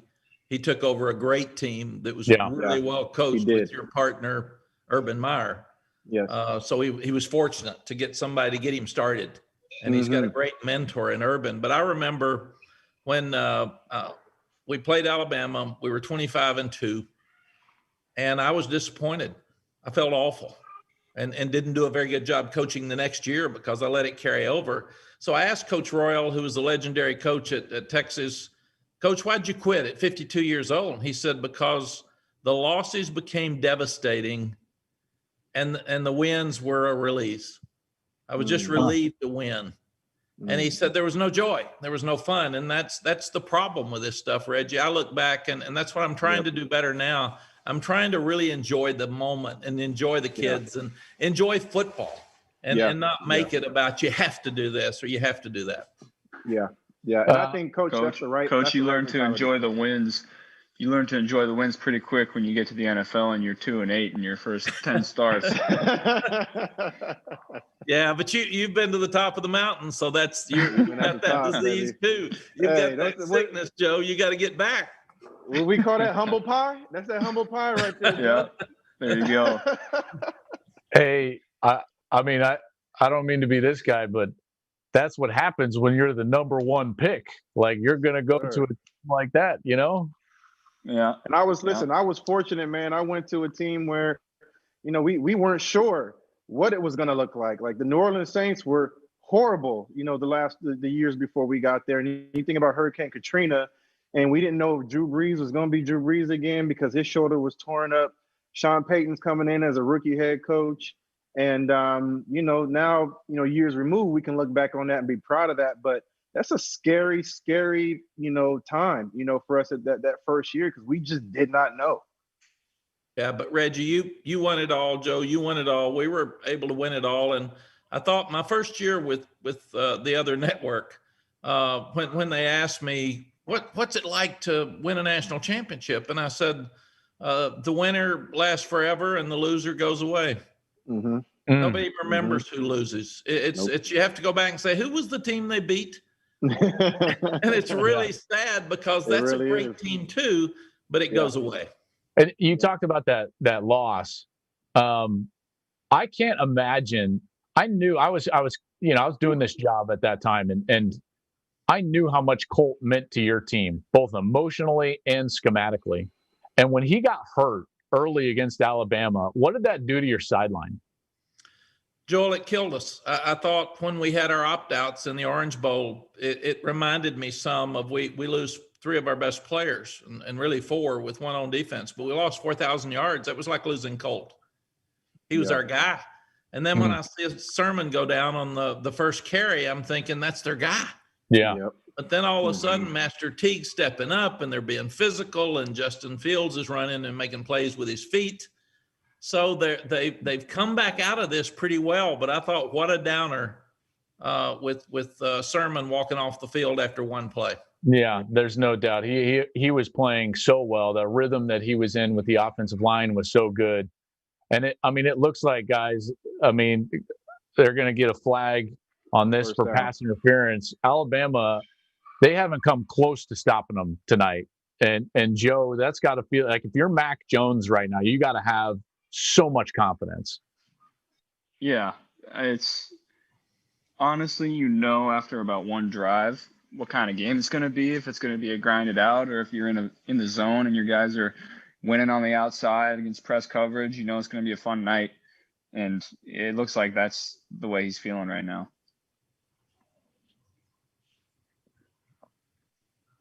Yeah, I would think, Joel, when you start looking at it, that's why Alabama's gone for 4th down. They've only gone for 4th down 7 times in 12 games. They've gone twice tonight because they do not want Ohio State's offense on the field. Yeah.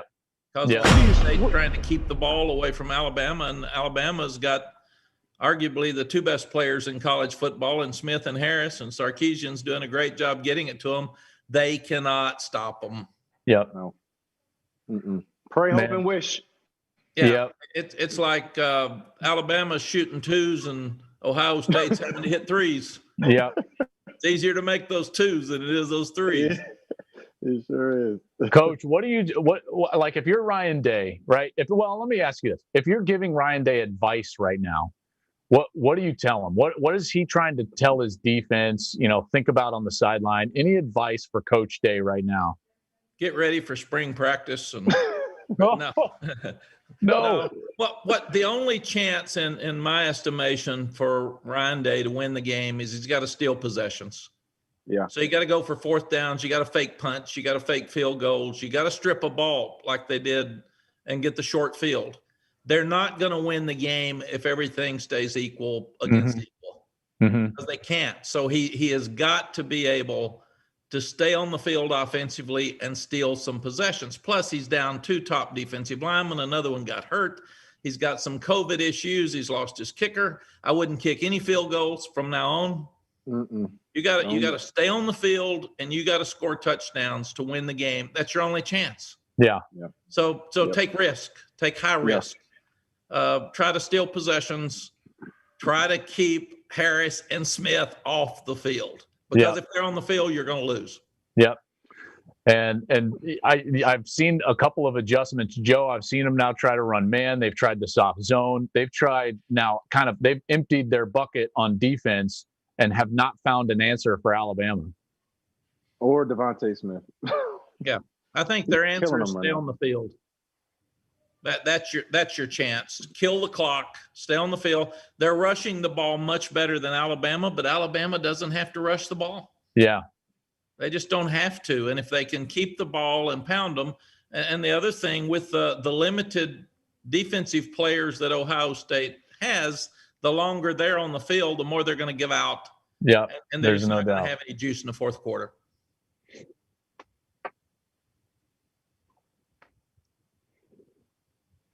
Joe, not a fun spot to be for Justin Fields. No, but it's also an exciting spot. You know, it's an opportunity to showcase what you can do. You know, we went down 17-7 against Clemson last year in the first quarter, and there was never any wavering on the sideline. You just have to have that mentality and think of it as an opportunity to come back. And personally, for me, it was the biggest game of my life. Don't want to speak for Justin, but it's a pretty big game. And so it's a very big opportunity for him to showcase what he can do. And Joel, I think you talking about Ryan, the other thing he's got to say, because you and Joe were great quarterbacks, he's got to go over to the offense and say, man, we can't stop them now. So don't get down. Don't get discouraged. They're going to score. We've got to match those scores. We've got to answer. Yep. And to win a national championship, it's about us, and we can do that. They're not stopping us. We're not stopping them. We've got to stay on the field and score touchdowns. You wouldn't shy away from telling your guys that, like, hey, we're not going to stop them. We're going to have to match every score. Absolutely not. When we're in a game and I'm sitting there watching and the offense is all sitting over talking, not watching, and our defense stinks, I walk over and say, okay, guys, offensive day. Yeah. It's about you. Not going to happen. We're having trouble on the other side. So they can score, we can score, but it's going to take you to win this game. Yeah. Joel, I tell my guys that every game, no matter how the defense is playing, they could be the best defense on the field that day. And I'm saying they're going to score every time. We got to score every time too. We got to answer it. Yeah. And Joel, I'll preface it by saying we're not bad on defense. They're just really good guys, but we're really good. Yeah, we're really good. So we're as much better than their defense as they are our defense. So let's go score. You know, you said we can't punt, we can't kick, but they're forced into it, right? I mean, it's fourth and obvious in your own territory. You can't go for it here. This is the game. This whole sequence right here. It was the field goal, the score, the punt. And now you've got an opportunity here. And Reggie. Yeah, they've got no room for mistakes. There might be a block in the back there. There should have been if there wasn't. But I don't see a flag coming out. But it's you just have no room for error against Alabama, and that's their problem. They got to play perfect. And this isn't a perfect sport. Yep, they're gonna have to figure something out on the Ohio State side. Well, and the other thing, I wouldn't punt it to him. They got bleachers. Yeah, why are you punting down the field to Devontae Smith? Like, who is coaching up the special teams punter right now? Because that, I promise you, is going to turn into 6 points if they keep kicking it down the middle of the field to him. Yeah, I can't keep Steve Sarkisian from getting it to Smith and Harris. I can keep it from going to Smith when he's on the punt. or the kickoff. Oh, what a screen pass. Hey, Coach, your former place, I know you know uniquely how tough it is at Texas, right? The amount of pressure at Texas, maybe as much pressure as anywhere in the country, but I think that they're getting an excellent coach in Steve Sarkisian. Yes, I don't know Steve really well, but I was around him, Reggie, when we played. We had a dinner with all the coaches, and he has a great personality. He's very thoughtful. He's very nice. He's upbeat. He's positive. He's very smart. He's obviously a tremendous offensive football coach. And I talked to him the other night. He called and was very gracious about our time there, and I'm really excited for him. It's a wonderful place. It's a place that you can win and win big, and they've struggled for the last few years, and it's a great time for him to be there. Hey, Coach, Reggie, he's also doing a great job tonight, having to balance both jobs. Yeah, it's really hard to hire a staff and recruit and get ready for a national championship game. So credit to Steve tonight that he's balanced all this multitasking very well. And Coach, that's what I was going to ask you, about the recruiting, in Texas, because, let's just put it out there. Like, Texas has some of the best athletes in the world. And so for a guy like Steve Sarkisian, what is he going into, taking over, this job, this head coaching job in Texas? Like, what does he have at his disposal down there in Texas? He's got a great athletics director, like I had. I had DeLoss Dodds. He's got Chris Delconte, who will do a tremendous job. They're building a huge facility that's will be as good as anybody in the country and in their south end zone. And Reggie, the good and the bad is you've got 27 million people. On the average, when I was there, you had 375 guys sign Division 1A scholarships every year, and you can only take 20 to 25. So that means that there's 350 of them that are mad at you. Yeah. and every time one would catch a pass in front of me, he'd come over and flip the ball from the other team and say, "Remember me? You remember me? You turned me down." I said, "Yeah, I was really stupid. It was really wrong of me." So you've got to do a great job of evaluating. Yeah.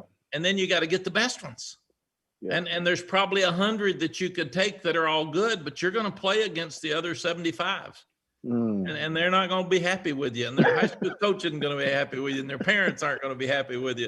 And then everybody in the country is going to talk about who you missed instead of who you got. So those are the pressures of the job that most people do not have. Yeah. But it's still a great place. You've just got to get the right guys and make it work. Hey, Joe, how would you like to throw the deep crossing route out of 3x1 to a guy as fast as Devontae Smith? That looked easy. And Tough Borland there, the middle linebacker, had no shot. He's got no shot in that defense, man. And Mack was another beautiful ball. That's a defense that we see a lot in the NFL. Teams like, Seattle started that. We call it Hawk 3 here at Cincinnati. The weak side linebacker has to run with number 3 vertical, and you have to be really keyed into that, and you have to run it a lot to be really good at that defense. And also as a safety, you have to understand that you have a linebacker running with number 3 vertical, and if there's speed at 3, you got to be really wary of that. Well, Joe could throw the deep crosser, but he could also throw the screen. He can go 80. So he's just a joy to throw to, isn't he, Joe? Yeah. I don't know how you defend today's college football, Coach. I know you got back into it, but I don't know what defenses are supposed to do anymore. And even Nick Saban talked about that earlier in the year. He's like, listen, it's defense is kind of secondary now. Offenses are just too good. Heck, you guys were so good offensively with Sam Howell. So good. Yeah, I think, Joel, what we've all done defensively is changed our objectives. We've changed our goals. If you get a field goal, that's a stop. If you get a turnover, that's a stop. And oh my gosh, if you can make somebody punt, that's like a turnover. So you expect people to score. And for some reason, we couldn't get turnovers this year. Quarterbacks are harder to sack now because of the rules. You can't touch them. Yeah. So everything is to the offense. So you can't go back and say, like at Carolina, when we were here in 97, they averaged 210 yards a game and 9.7 points a game. Those days are gone. Yeah. What you got to do is play good enough defense to win the game. And if you can stop them one more time, then you score. That's a positive day on defense. And people get frustrated with it, but that's what it is. I've heard rumors, Coach, about your team in 05, right? I mean, and I think that was the greatest game that I've ever seen, what you guys did, your Longhorns against Reggie and your Trojans. But at halftime, do you remember saying anything to your team, or did you just kind of let Vince run the locker room like he did most of the year? Yeah, well, Vince did a great job, and we were really lucky that Reggie won the Heisman, because that kind of stirred Vince up a little bit too. It got him and the whole team stirred up. But I remember what we said at halftime is they have a great team, and they're used to winning. So don't think this thing is over. Those guys are coming back, man, and they're coming back strong. But I also remember saying, Joel, how cool is this? We took a 60-minute game, and we got a 6-point lead in a 30-minute game with the best team in college football. This is really cool. And this thing's going to come down to the end, so don't ever lose your focus. Yeah. If they get up, we get up. It's going to be a last-second game, and then Vince took over. And that's when he was at his best, because he could rally a bunch, and he was confident. And probably the coolest thing is he kept telling our defense at the end of the game, give me a stop, man. One stop. You get us one stop, we're going to win the game. And I think that's why Pete went for the 4th and 2, because he knew they couldn't stop Vince. Yeah. Because he got stronger. Exactly, he like Reggie. He got stronger the longer the game went. And he was down there with the defense again, man, give me a stop. Come on, man. Give me a stop. And that's where he was so cool. Yeah. And Joe, you had a night in the national championship, kind of like Mac Jones is having and like Vince had in 05, where you're on the biggest stage and you're playing your absolute best, right? Like you're putting on a show. One, what did that feel like? And then is there something you wish you knew before the national championship that maybe would have helped you during the game?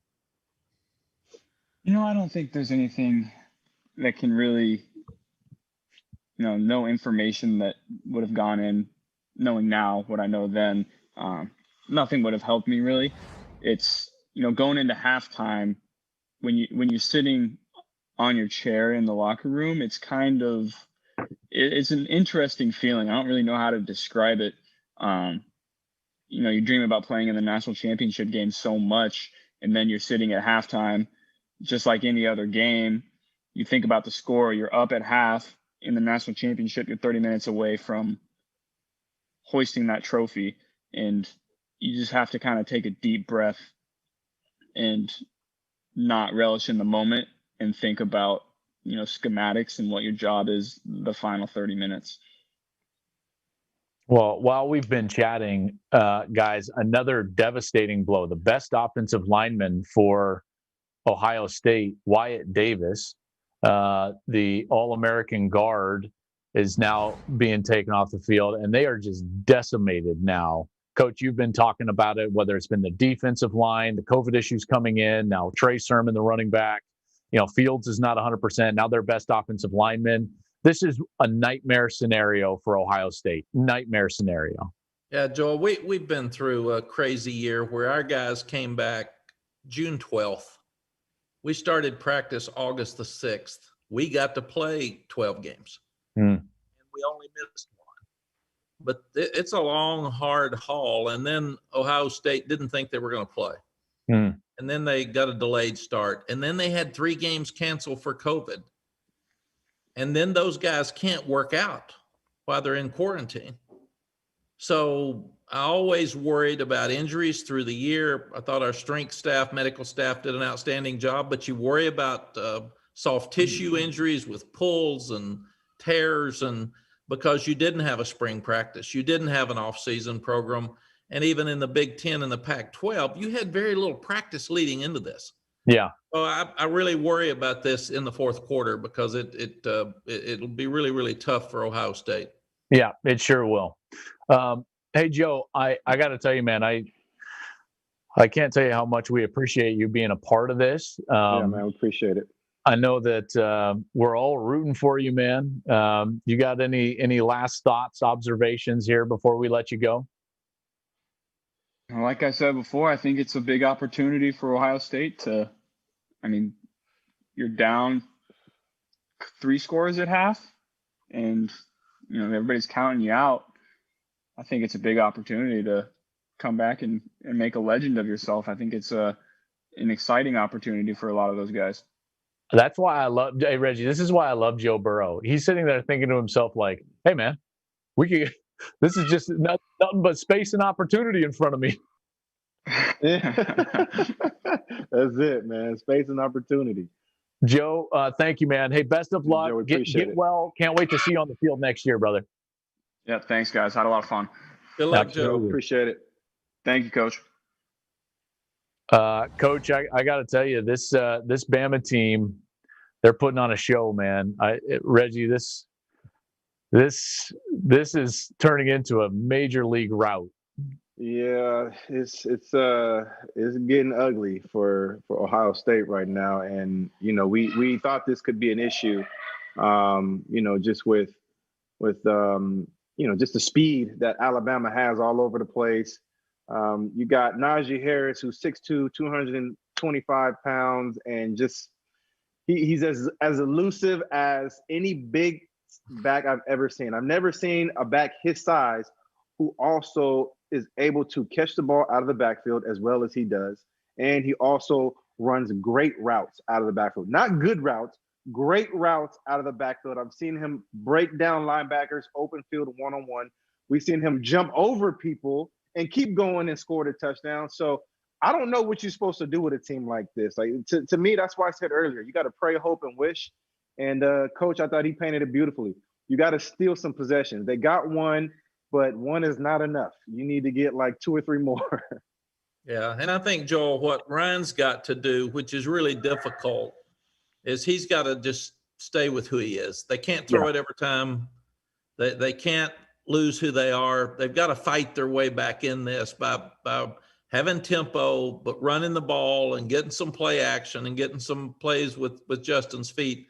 But they just lost their best offensive lineman. There's no way they can pass protect and throw the ball every time and have a chance to get back in this. Yeah, there's no doubt. And I mean, I hate to do this like before we even get to halftime, but you start to wonder, with Justin Fields' future ahead of him, how long does he stay in the game if you're decimated up front? Those types of things, and that's certainly not what I'm sure Coach was thinking he was going to be thinking about at halftime. No, I think you go in at halftime and you say, okay, guys, they got 35 the first half.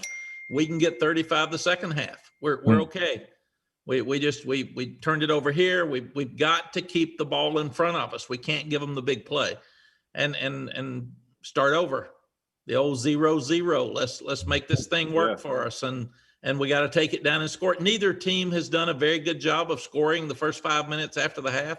Interestingly enough, and you would have thought both teams would, but I looked at those stats today, and neither one's come out with gangbusters. But Ohio State's got to still do what we said, Reggie. They got to feed the big back. They got to get some plays with Justin with his feet. They got to throw a couple of deep balls. They got to get a fake punt. They got to get a fake field goal. They've got to get a turnover, and they can't look at the scoreboard. They're going to have to just keep playing.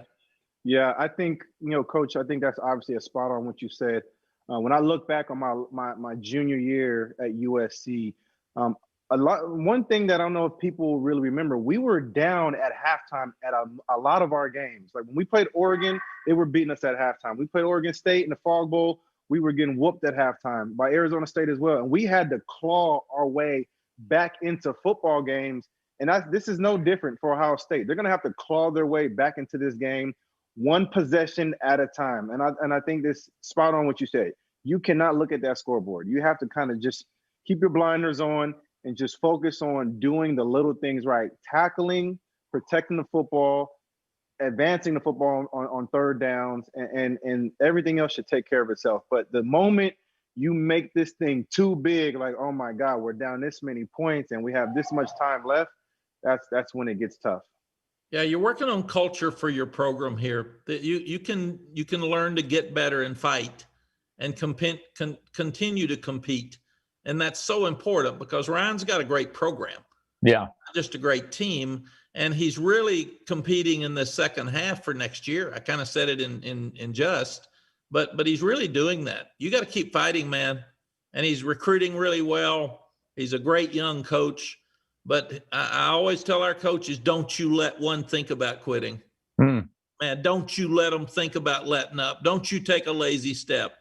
They're a reflection of us. So you compete on this sideline and you make sure they compete in this game. And that's what Ryan and his staff will do this second half, regardless of the score. Yeah, Coach, I love that. That epitomizes why you are such a great coach right there, is because you understand that everything rises and falls on leadership, and that you have to stand in the gap at some point as a coach and hold the standard.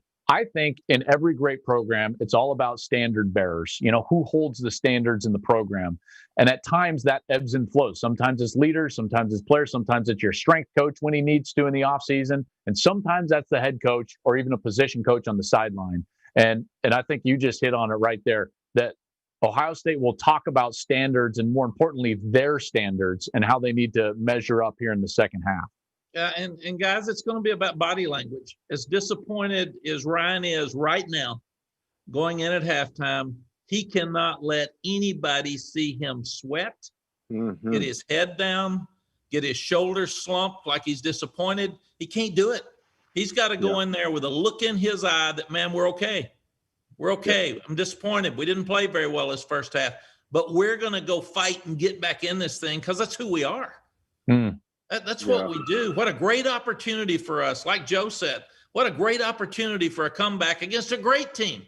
Yeah. Give them credit. They're a great team. It's going to be hard. We know it's hard, but we can do this. But we all got to do it together, and we got to stay positive, and we got to keep our head up, and we got to have great body language and not let Alabama think for 1 minute we're going to quit. Hey, Coach. Coach.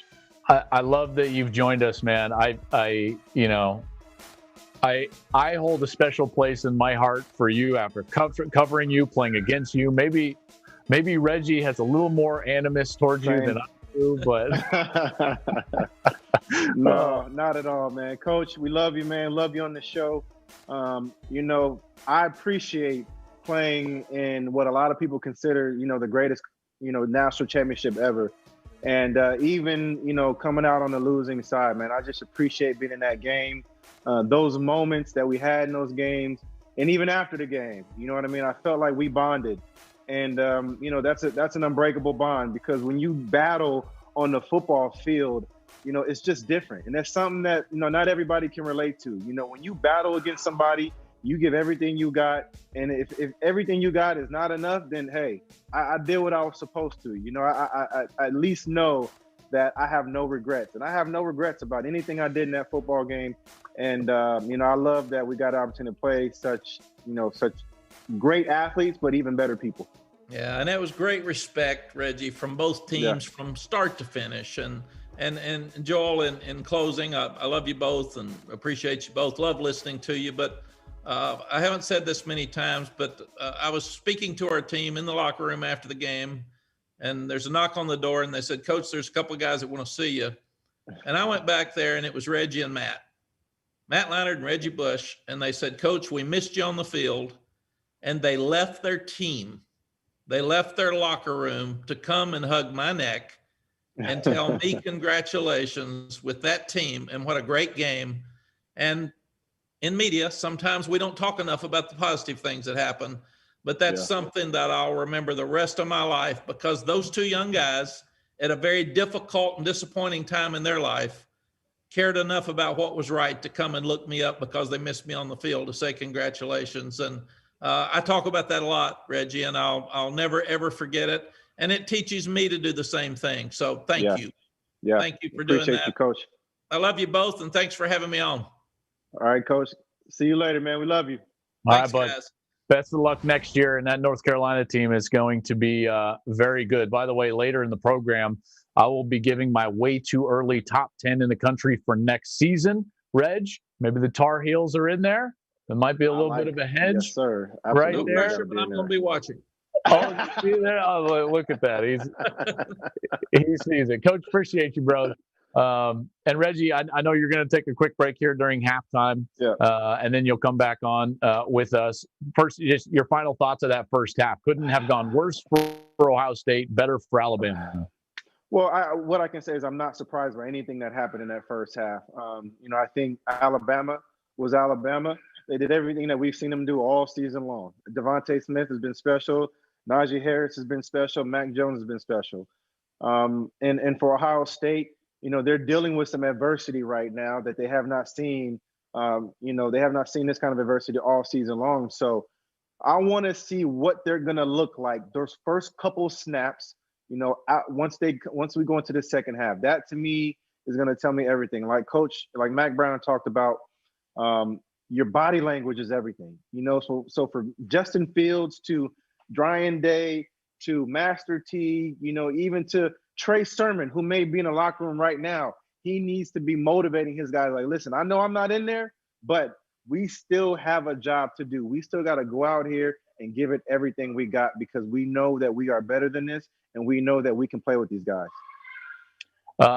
My man, go take a break. Yes, sir. We'll get you in the second half. This has been fun. This has been very fun. I love chatting with all these great players, great coaches. Thank you to James Franklin, Mack Brown, Joe Burrow, Jalen Hurts. We've got a bunch coming up here in the second half. But right now, during halftime, stay with us, because we got some fun things right now. I want to welcome in a brand new Fox college football analyst here on our digital side, RJ Young. You probably follow him on social media. He has become a really fun follow for me. And we've had some great interactions. RJ, we have not had a chance to meet yet, obviously, due to COVID. Can't wait until that happens. But thanks for joining us, and congratulations, man. Welcome aboard.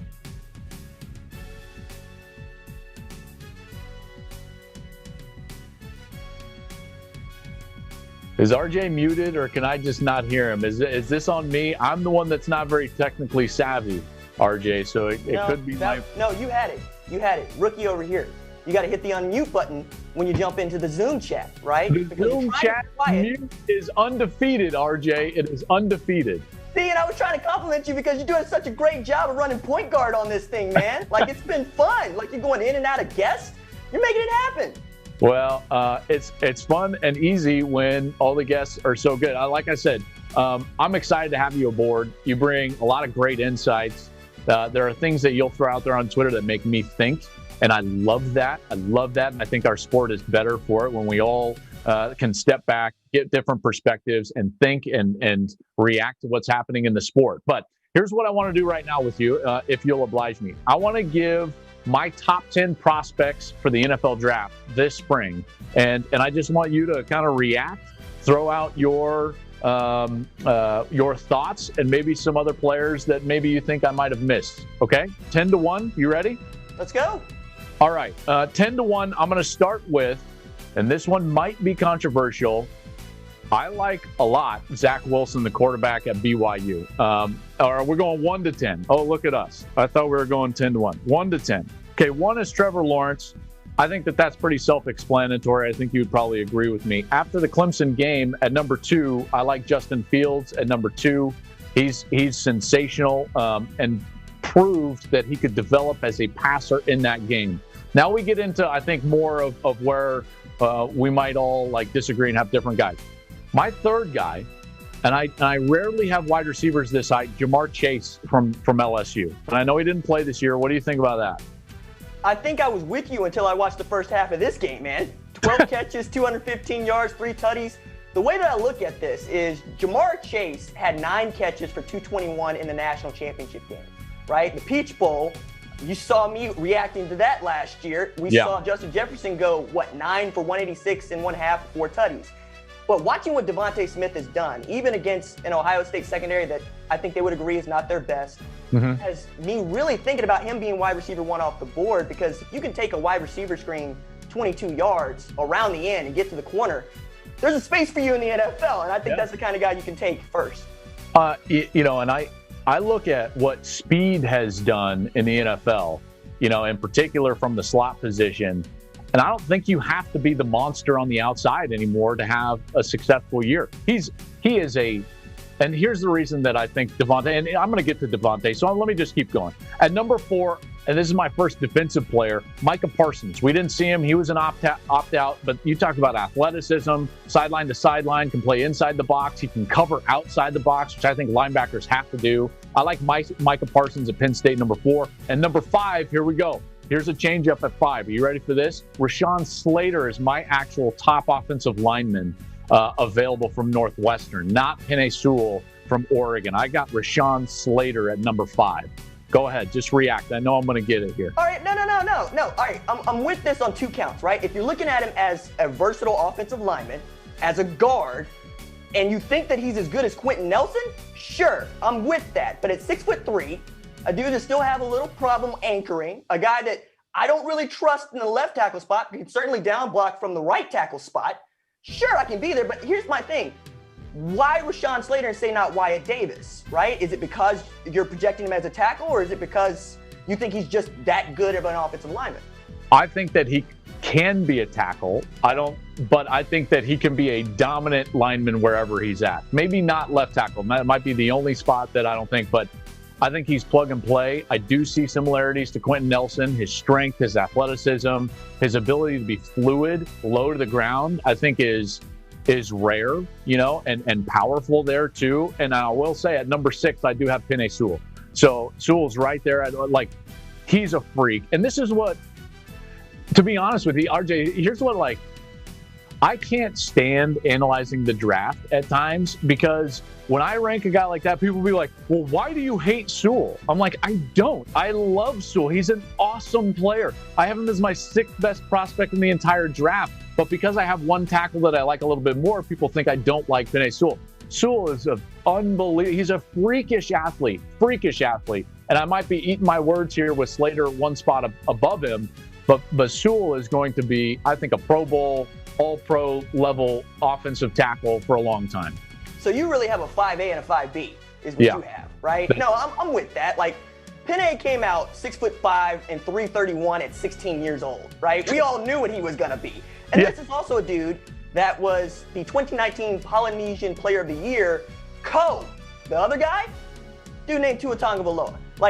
You can't do much better than that as an offensive lineman. And to look at him, I still think he's growing, man. His waist is so skinny to be so large, and for him to be that athletic, I don't know. I would hedge. But that's just me. I'm not as brave as you to go out there and go get the guy from Northwestern and the guy that literally fell off the radar. I really got to give that to you, because he didn't play. You didn't see him. And we all knew about some of the guys that were opting out, but certainly not him. But if you were looking back in January and you were talking about the best offensive lineman in the country, he's on the list. So I like to see Rashawn Slater. I hope he can show out at some of these combine and pro events. I do too. And by the way, for the record, you've got 3, 4, 5, and 6 all opt-outs. And we don't have an opt-out at number 7. I love this guy, Kyle Pitts at Florida. I think he's the prototype modern day flex tight end, dangerous threat. And here's the thing that people don't understand is that, and Gronk has proven this, although Gronk is probably a little bit more physically dominant, obviously, than Kyle, who's more of that flex speed tight end type. A great tight end is such a weapon. It makes you dangerous in the red zone, makes you dangerous on third down. They are a matchup nightmare. I love Kyle Pitts at number 7. I can't argue with this. I would even just add a story if you let me. Please. Kyle Pitts coming out of the Philly area, right? He goes to his high school coach at Abington Senior and says, hey, coach, I want to play tight end. They said, we're going to have you play quarterback. What are you talking about? He says, no, coach, I'm a tight end. Let me play tight end. They asked him to get down in a 3-point stance, and they said, no, you'll never make it. That stance isn't good enough. And I think they were trying to really just talk him into playing quarterback, which nobody really needs to do, right? And then you get this kid coming home to his parents saying, I want to transfer because they won't let me play tight end, which is real. So he transfers to Archbishop Wood. They said, you're not going to play quarterback here. You're 6'5". You're 230 pounds. You're going to play what? You want to play tight end? Cool. As long as you play defensive end on the other side, we're fine. Whatever you want to do, kiddo. So he plays both ways for them and has an outstanding career. Goes to a place at Florida where he's in a tight end logjam, quite honestly. And I think of him as a wide receiver. And I want to get your thoughts on this because I have an issue now with these tight ends that are freaks. Like I think of Darnell Washington and Eric Gilbert in particular, Georgia and LSU, or Eric Gilbert's transferring. But do you think they should be going into the draft as tight ends when they're going to be used and they're going to make a little bit more money as wide receivers? And I look at Kyle Pitts and they line him up on the numbers. What good does it do him to go in as a tight end, even if that's where they end up playing him most of the time? That's a great question. I mean, I don't think it matters, and I don't think his team is going to care. You know, like I think that whether he's labeled a wide receiver or labeled a tight end, I don't think that they're going to care so much. I do believe that for them, in their mind, if Kyle Pitts is just a wide receiver, he's probably not straight line fast enough to be considered a great wide receiver. But when you say he's a tight end, now all of a sudden you're like, well, that's the best tight end I've seen in a long time. There's just like this change mentally that happens. And I think that means dollars, to be quite honest with you. If he's labeled a wide receiver at Florida, if he comes out as a wide receiver, maybe we're not talking about him as much. But when you say he's a tight end, you see what he does as a flex, you see what he does to safeties and the matchup problem that he is, I think that means dollars. And I think that's why he wants to keep that tight end next to his name. But I mean, shoot, I could be wrong. I think you bring up a good point. I hadn't thought about it from that perspective. Here's your guy, by the way, number 8, Devontae Smith, wide receiver, Alabama. He's ridiculous, dude. Like, Yeah, he is. He is. I don't get it. Now, here's what's wild, RJ. If Waddle never gets hurt, one, Devontae doesn't win the Heisman Trophy. Mac Jones probably does. Maybe even Trevor Lawrence. 2, I think Waddle's probably the best prospect of the bunch, but he's hurt. And you see he tried to play tonight, you know, through that ankle injury, came up hobbled and really hasn't been back on the field. Like, you hate to say it, but like, Devontae Smith is not Devontae Smith unless Waddle gets hurt, because they were just going to split all the catches. They were just going to be the dynamic duo on the outside. But as it turns out, Waddle goes down, Smith takes off, and now I think Smith's going to get taken in front of Waddle in the draft. And you know what? I think that's the way that it's going to be. But also, like, take this into account if I'm Jalen Waddle's agent. This dude is the best player at Alabama. The second best player at Alabama won the Heisman Trophy. That's how you project Jalen Waddle going forward. Now, I'm with you. He didn't play.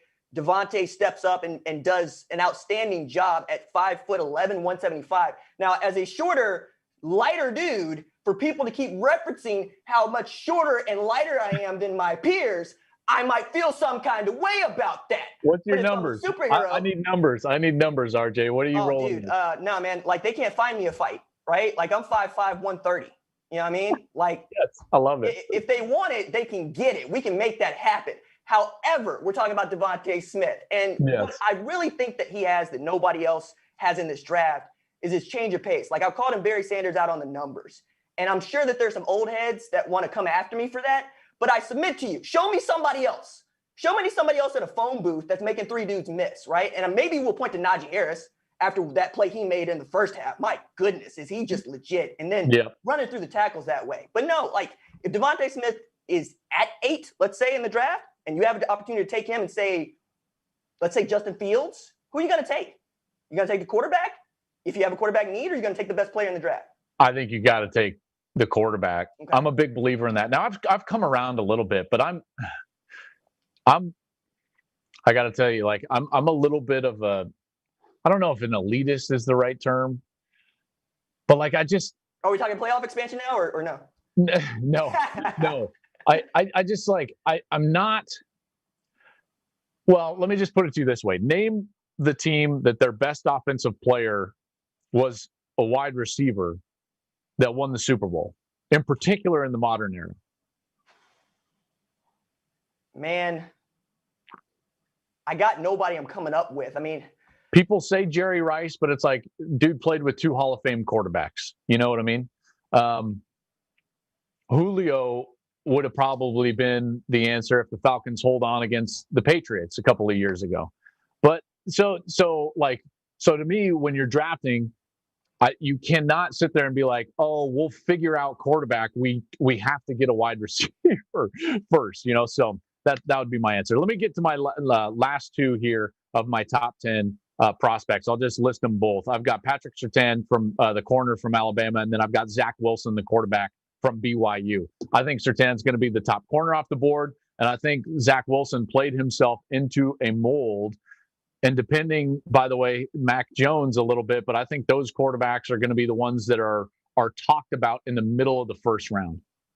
I got no problem with Pat Surtain there. I mean, I grew up watching his dad play at Southern Miss and Brett Favre growing up in Hattiesburg. I'm there. 2020 Defensive Player of the Year, a finalist for the Paycom Jim Thorpe Award. Like 6'2" corner, I'm good with that. I'm fine. Zach Wilson, I'm gonna argue a point, right? Yeah. Just a point. Mac Jones in this game against Ohio State, right? 83% completion percentage, over 300 yards passing. But more than that, he's averaged better than 11.9 yards per attempt for his career.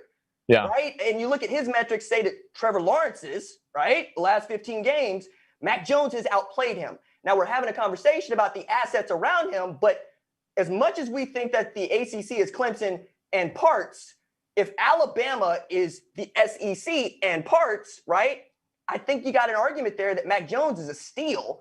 Now, Zach Wilson's also getting a lot of publicity here lately, so I think he's kind of just a tad inflated, just a little bit. There are people that believe in him, and I believe in their evaluations. But if I got Mac Jones on the board next to Zach Wilson, I got a hard time not looking at that guy who was doing this over the course of the last 15 games. Let me just push back. And again, this is not going to be an argument. Like, I don't hate Mac Jones. I love Mac Jones. I think he's a first-round player. There's no doubt. However, he is playing behind the best offensive line in college football, the Joe Moore award-winning offensive line, the Remington Award winner, the Outland Trophy winner. He's playing with, in the backfield, the Doak Walker Award winner. He's throwing to a Bolitnikoff Award winner and the Heisman Trophy finalist on the outside, winner on the outside. He had so many weapons. I wonder to myself, like, how easy is the game for him right now, and how different is that going to be when he gets onto the field and that margin is gone? But, I mean, listen, he throws with great anticipation. He's very accurate. Love his touch. Great footwork. I believe he's a first-round player, but there's this little part of me that just worries about him playing with great players all the time, and what is he going to do when that margin collapses? May I ask you a question as it pertains to quarterback play in there? Yeah. Yes, of course. So, what do you see the difference between Mac Jones this year and what Joe Burrow was doing last year with what I would say is an equal complement of parts? Like, how do you make those decisions? That's a great question. Let me put it this way. I think Mac Jones is a poor man's Burrow. I think Burrow had better arm talent, and I think that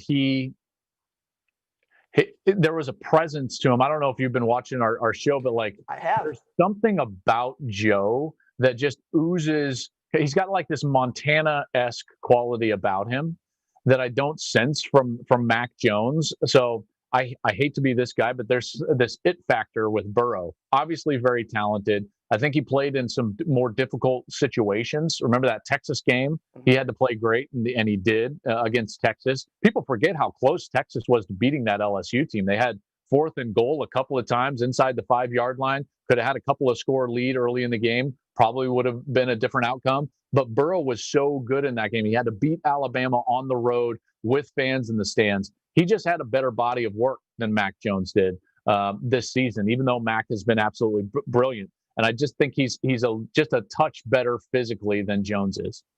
No, I can get there, man. I'm a charisma and juice guy. Like that's my lifeblood. And if that's what you use to differentiate just, I guess, the taste test, Pepsi versus Cola, then fine. I mean, I'm with that. And I appreciate you taking that on, because I also understand we're splitting hairs at some point, or so we think, but then those hairs get split wide open in the NFL. Guys I expect to be really, really great just don't pan out in a totally different sport.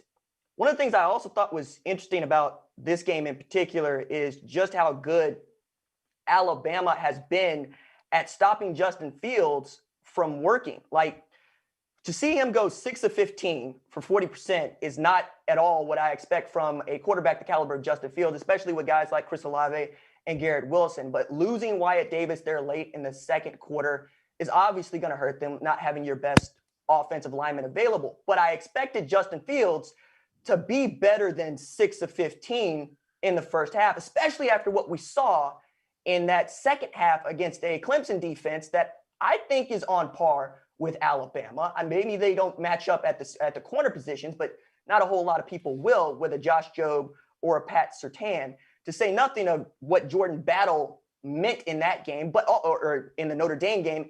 And losing him, I thought, was going to give them a boost. I mean, as bad as that is to say, right? Because you know that, okay, they're playing without their first-team safety in the same way that Clemson was playing without their first-team linebacker in James Skalski, and it doesn't seem to matter because Saban just has those dudes. Yeah.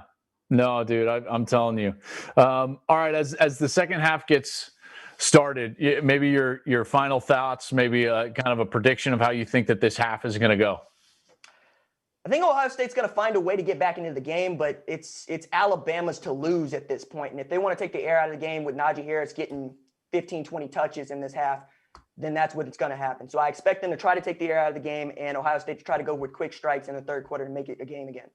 RJ, where can everybody find you, man? You've got such great stuff. Give us where can we find you? Foxsports.com. I'm going to write about this game after the game. I'm going to join Joel's way too early top 10 with a way too early top 25 there as well. You can follow me on Twitter at RJ_Young and on YouTube. Just search my name. Joel, you're doing a great job. Thanks so much for hanging out with me and allowing me to be part of it, dude. Now I'm not going to let you go until you referenced it for a moment, but real quickly, are you a fan of expanding this playoff out a little bit outside of the current model, which is 4? If they can do 24 teams with 127 FCS teams, how come the FBS can't do 24 teams with 130? There you go. So you're a fan of expansion. Yeah, there you go. There you go. I'm the zealot. I love it. Expand the playoff, you cowards. Let's go. I love it. RJ, appreciate it, my man. And thank you for joining us. And absolutely go check out everything RJ has to offer. Very entertaining, great pieces that he will be providing us here at Fox College Football. All right, let's bring back Reggie. And we will get into here the second half as Alabama has the ball. And Devontae Smith, Reggie, just actually went into the tent. It looked like they were looking at his hand right there or something on that side. So we'll see what goes on. And it looks like Waddle is trying to give it a go back on the field again. Yeah, that's kind of crazy, man. I'm still shocked that Waddle is on the football field, back out there. But I just hope that he can stay healthy. That's most important. That number one thing I want to see for Waddle. Yeah, I mean, for all of us, I'm already devastated for Wyatt Davis. He goes down. So let's hope that we can get through this second half kind of injury free here. And this is going to turn into kind of an offensive line, Mac Jones, Najee Harris control game, I feel like, right? Although here they go right back to the air. Right. Like just as you would think that they would try to slow down a little bit. They just keep coming at you, and they come at you with, a lot of different receivers. Obviously, this is Waddle. He's back in the football game. Mechie. They have so many guys that they can rely on that it just makes it tough. This is I can't imagine what this defensive coordinator for Ohio State is going through right now. Oh, dude, I can't imagine what his head is just like. What is going through his head? Right I mean, this is nasty for them. Okay, our next guest. Let's bring in a current college football player. The quarterback from Wisconsin is going to join us now. Graham Mertz joins the program. Graham, what's going on, man? Appreciate you taking the time with us. How you doing? I'm doing great. Thanks for having me on. This is Absolutely, dude. Graham, what's up, man? How you doing? I'm doing great. How are you doing? I'm doing good, man. You know the best thing about you? Oh, God, what is it? You wear number 5. That's the best best thing about that's Graham cool. Mertz. He's rocking number 5. Hey, you know what I'm saying? Like, it just looks sweet on you, man. It just looks different, man. Hey, it's the best number in sports. The best number, please. Let them know. Every guy that wears number 5, Reggie, I just automatically think to myself, like, well, he's a Reggie Bush fan for sure. No, man. Hey. It's Graham, do you have any kind of ties to the number? Was it just your favorite number growing up? Like, tell me about number 5 for you. Yeah, so growing up, our whole family was over like number 15, and so I was always kind of number 15 growing up, and I've always been a big family guy, and family's always been close. So I got 5 people in my family, and I just kind of wanted to rep that. So that's the reason why I wear it. Hey, we don't care how you get there. We just care when you rock the number. That's it. That's right. All right, let's get to the question that I want the answer to. What happened with the trophy in the locker room, bro? The Mayo Bowl trophy went down, man. Like, here it was. Like, you're trying to get a little dance. Tell us about it. Let's go. Spill it. What happened? Okay. I'm going to give you the honest truth on what happened. Let's do it. So, we knew after the game, the Duke's Mayo people actually told us, like, all right, just to warn you, the trophy's cracked, and it came from England. We're going to send a new one. So we were all on the field celebrating. Everybody was jumping around, hitting and stuff. And then I actually got in the locker room, and someone handed it to me, and I started dancing. And then in the video, you can see it just pops and just separates. Yeah. So it slowly warped into, or quickly warped into Graham Mertz drops the and it was funny because it happened like right after the game, and I'm in the locker room, we're all joking around, so it dropped it, turn around, look at Coach Chris, and he's just like, are you kidding me? It's just like the most Coach Chris reaction ever to it. And then we all put the mayo on it and started back up celebrating. But that happened, put the mayo on it, and then went to shower, came back, and it was like, dude, it's everywhere. That's hilarious. It's like, oh my god. Oh man, that's hilarious, dude. Your name was definitely trending. Yeah, I mean, if you want to label it the trophy guy, I'm completely fine with that. Hopefully, that can last a couple of years, getting some more trophies. You know what? I had a funny story about after we won the Super Bowl, and in New Orleans, when we won the Super Bowl, it was like, the biggest thing in the world for that city.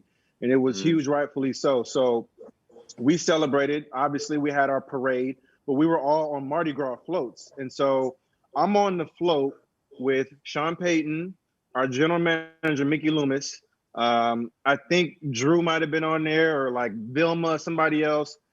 And somehow Jay Glazier found his way on to this float. That doesn't surprise me at all. It doesn't surprise me. I have no idea to this day how Jay Glazier ended up on that float, right? But it was one of the most odd setup of crew of people on one float. So anyways, long story short, we're on the street. It's packed. You can't see for miles. There's like not one open space. And Sean, after you win a Super Bowl like that, we have some drinks. Everybody's getting faded on the float. And Sean Payton decides to jump off the float without telling anybody, with the Super Bowl trophy in his hand, and start sprinting down the street. So now at this point, nobody else knows. It's only me. Everybody else is drunk and having a good time, right? I see Sean take off on this float down the street, and it was like a beehive. Like, people just swarmed him, and you couldn't see him anymore. And you just saw the Super Bowl trophy just bouncing through the crowd, just wherever it was going, right? And so I'm yelling like, yo, go get Sean right now. Like, somebody go bring him back right now. And it was just crazy because, you would never think in a million years, like in that moment, your head coach would jump off the float by himself. No security, by the way. No security at all. Just him and millions of people. But it just reminded me of that, man. And obviously I know, listen, the most important piece is that y'all won the game. You know what I mean? The trophy, we could replace trophies. You know what I mean? Oh, yeah. Congratulations, man, on winning that game. I've been a fan, all season long watching you guys. And, tell me about, how was this season for you? This is your first year starting for Wisconsin. What was this season like for you? Yeah, it was great. I think it was a great learning experience. I mean, especially in a year where you get COVID and then just one thing after another, it's really just going day by day and learning from each day and truly adapting to it. So for me, it was just trying to take those little like daily things that you learn and just carrying them over to the next day. And for me, it was like come out first game, team had a great win, and obviously riding that high, and then the next day, COVID test negative or test positive. So that was kind of crazy, man. You balled out, and then you had to get shut down for like how many weeks was that? I think it was 2 weeks. So our team had 2 games that got canceled. But oh my gosh, then that's back from Michigan. rough. But in total, it was a great experience for me. I mean, being a young guy and thrown into a leadership role on the team, and truly just accepting that and really just embracing it with everything I got. And I think it's a great year for me to grow as a player mentally, and then really as a leader too. So it was definitely a great learning experience for us. I mean, obviously it's never fun being right above 500, but I think that our team gained a lot of knowledge and we grew a ton this year. So I'm proud of that. Well, my man, I thank you for joining us and especially walking through the trophy deal. I got to tell you, I'm ready to get back to Madison. It's one of my favorite trips. We didn't get there this year, and just every trip. And Reggie, you came out for a couple of shows on the road. Just wasn't the same. Mm-hmm. It wasn't the same. Yeah. Like, we want you back, fans. We're ready for you to be back. Graham, I'm ready to get back to Madison. Tell me about what you think you guys have in store next year, you and Coach Chris and the Badgers. What can we expect from you guys? Yeah, I mean, hopefully some fans. That'd be good in the camp. But no, definitely we got a bunch of guys coming back, which will be fun, and I'm fired up about. And then obviously we have a great recruiting class coming in, and those guys are eager to get on campus and get to work. So that definitely be a fun year next year, and really having this whole off season going to a spring ball will be good for us. And then it's definitely be a big off season for us, and I'm excited for next year. Can't wait. No, nice. Graham, appreciate your time, man, and best of luck this off season. We'll see you next year. All right. Sounds great. Appreciate you Keep guys. rocking that 5, baby. Keep making it look sweet. Oh yeah. All right. I'll see you guys. Always. You bet, bud. All right. So, Reg, while that was going on, Ohio State held to a field goal. Yep. I guess that's a positive for them. And we'll see them with their first offensive possession. If Ohio State goes down and scores right there, like, all bets are off for the second half. But at least they get that stop, and we'll see if they can maybe go down and get a touchdown. Yeah. I think that's going to be very big for Ohio State right now. Coming into the second half of the game, you're down a couple scores, one possession at a time. You know what I mean? And when I watched the game against Pittsburgh Steelers and Cleveland Browns last night, they got down 28-0 in the first quarter. And, they were able to kind of, chip away at it. Obviously, they didn't get the win, but it's that same mentality, man. You just got to chip away at it, keep chipping. Don't look at the score, and just keep doing the little things right. And the little things are the things that are going to get you back into this game. Everybody looks for those home run plays, but let's get back to just the basics: tackling, getting first downs. You know what I mean, and making good plays. Yeah, there's no doubt. Okay, now another guest. We've got Tom Allen, the head coach of Indiana, Mr. Energy himself, Mr. Crowd surfing himself, Mr. headbutting his team, his players himself. Tom Allen, our guy. What is up, Coach? Thank you for joining us. Joe, man, it's great to be with you guys tonight, man. Thanks for having me. Tom, thanks for being on, man. You're welcome, Reggie. Appreciate you guys. Coach, first off, I know it was a tough way to end the season for you guys without Michael on the field, right? I mean, he meant so much to you, but he is going to be back. And you guys got some news this last week that Ty Freifogel, your excellent wide receiver, is also coming back.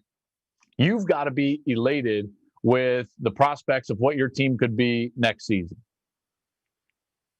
We're very excited. As you mentioned, it was tough to finish with a loss in that bowl game. But, man, you got to look at the big picture and look what we accomplished this season. And like you mentioned, losing Michael was a tough blow. But Jack stepped in there and did a great job and got us a road win, a big one at Wisconsin, and then led us into the bowl game. So now you feel like you got two quarterbacks that have been tested and won Big Ten games. And we'll get Michael back.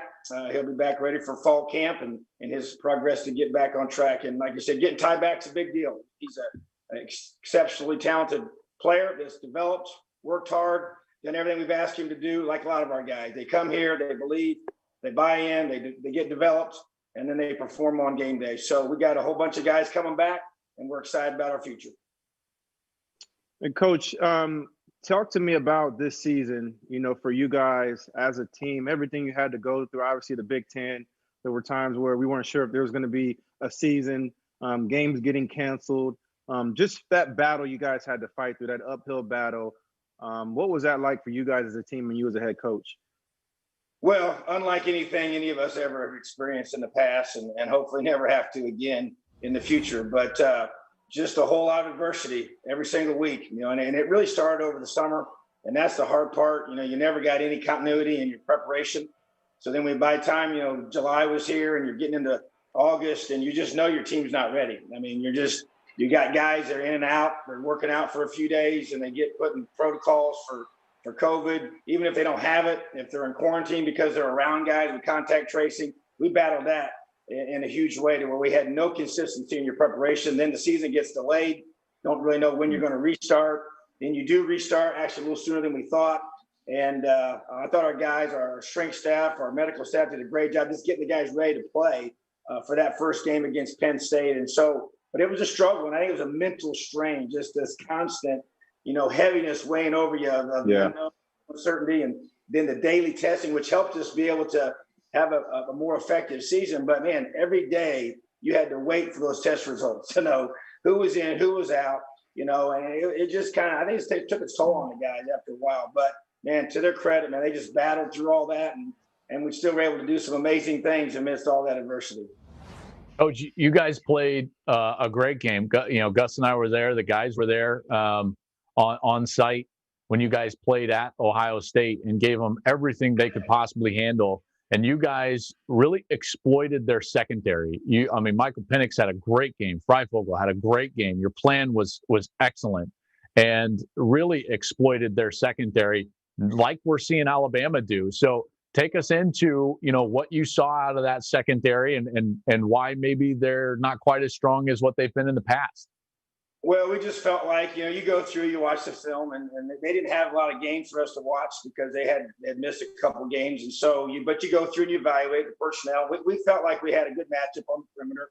And, they did some things to try and take away Wap for us, one of our top players. And a lot, especially he's an interior receiver for us. A lot of the crossing routes, they were taking their safety down. Well, that created one-on-ones on the perimeter with Ty Freifogel, and he made them pay. And went for over 200 yards. Michael threw for 500 yards and all those touchdowns. And so I just felt like that it just gave us a chance to just push the ball down the field and let our receivers go get the ball. And Miles Marshall made some big plays as well. But Michael Penix threw some great balls, and our O-line protected. We couldn't run the football, though, which really hurt us. But they did protect him well enough to be able to throw the football. But, I see them. They used a lot more man against us. I see them use a lot more zone against Bama, and it's making it difficult. But, it's tough when you got the combination of the run game and the pass game, and it's just like where do you pick your poison to try to utilize, whether you're going to outnumber them in the box to stop the run, or you're going to put yourself on an island on the perimeter to play a bunch of zone. As you see here, these receivers for Alabama are finding those open holes and they're not getting any pressure on the quarterback. And to me, it's all if you don't pressure the quarterback, I just don't think you got any chance. Yep. Well, Bama doesn't get any pressure on this series. And how about Ohio State right down the field? Yeah, that was big. That was quick, about that, Joe. Coach, that was one answer about their defense. They went right down the field and scored. Well, that's the thing. We were down by 3 scores at halftime to Ohio State. And then they come out and go put us down by 4. But we just kept playing. That's what these guys got. They just got to keep playing. It's one snap at a time. You don't worry about the scoreboard. You start. It's about just possessions. And they held them to a field goal right the first drive of the second half here, which is huge. That's a win. That's a big win. And then you guys try to get some takeaways. But that's where the pressure comes in. You got to just – they got nothing to lose at this point. You just got to let it rip. Now you got 38-24, and you got a ball game. That's how ours was too. We just kept on playing. Our kids didn't quit. We showed a lot of character, showed a lot of toughness, and you just keep playing, and you just never ever quit. What were you most impressed with about Justin Fields? In your time playing against him. Well, his toughness. We couldn't tackle the guy. We sacked him 3 times, but there was 5 other times where we had guys hands on him, hits on him in the backfield. He's spinning, he's dodging, he's ducking, and he went for over 100 yards with us in scrambles. And that was I was so impressed with we got to him a little bit in terms of made him throw some bad decisions on some balls and got some interceptions that were huge for us. But he didn't blink. He just kept coming back, and he just kept playing. But his physical toughness and mental toughness, I thought, was impressive. And that's what you got to have to play in this game and to be great at anything in this life. Coach, go ahead, Reggie.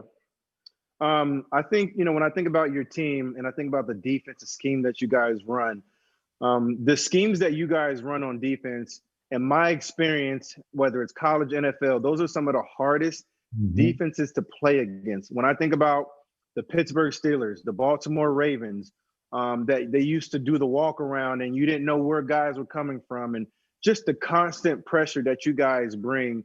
Can you talk to me a little bit about that mentality that you guys bring, to a football game, each and every game, that defensive just aggressiveness?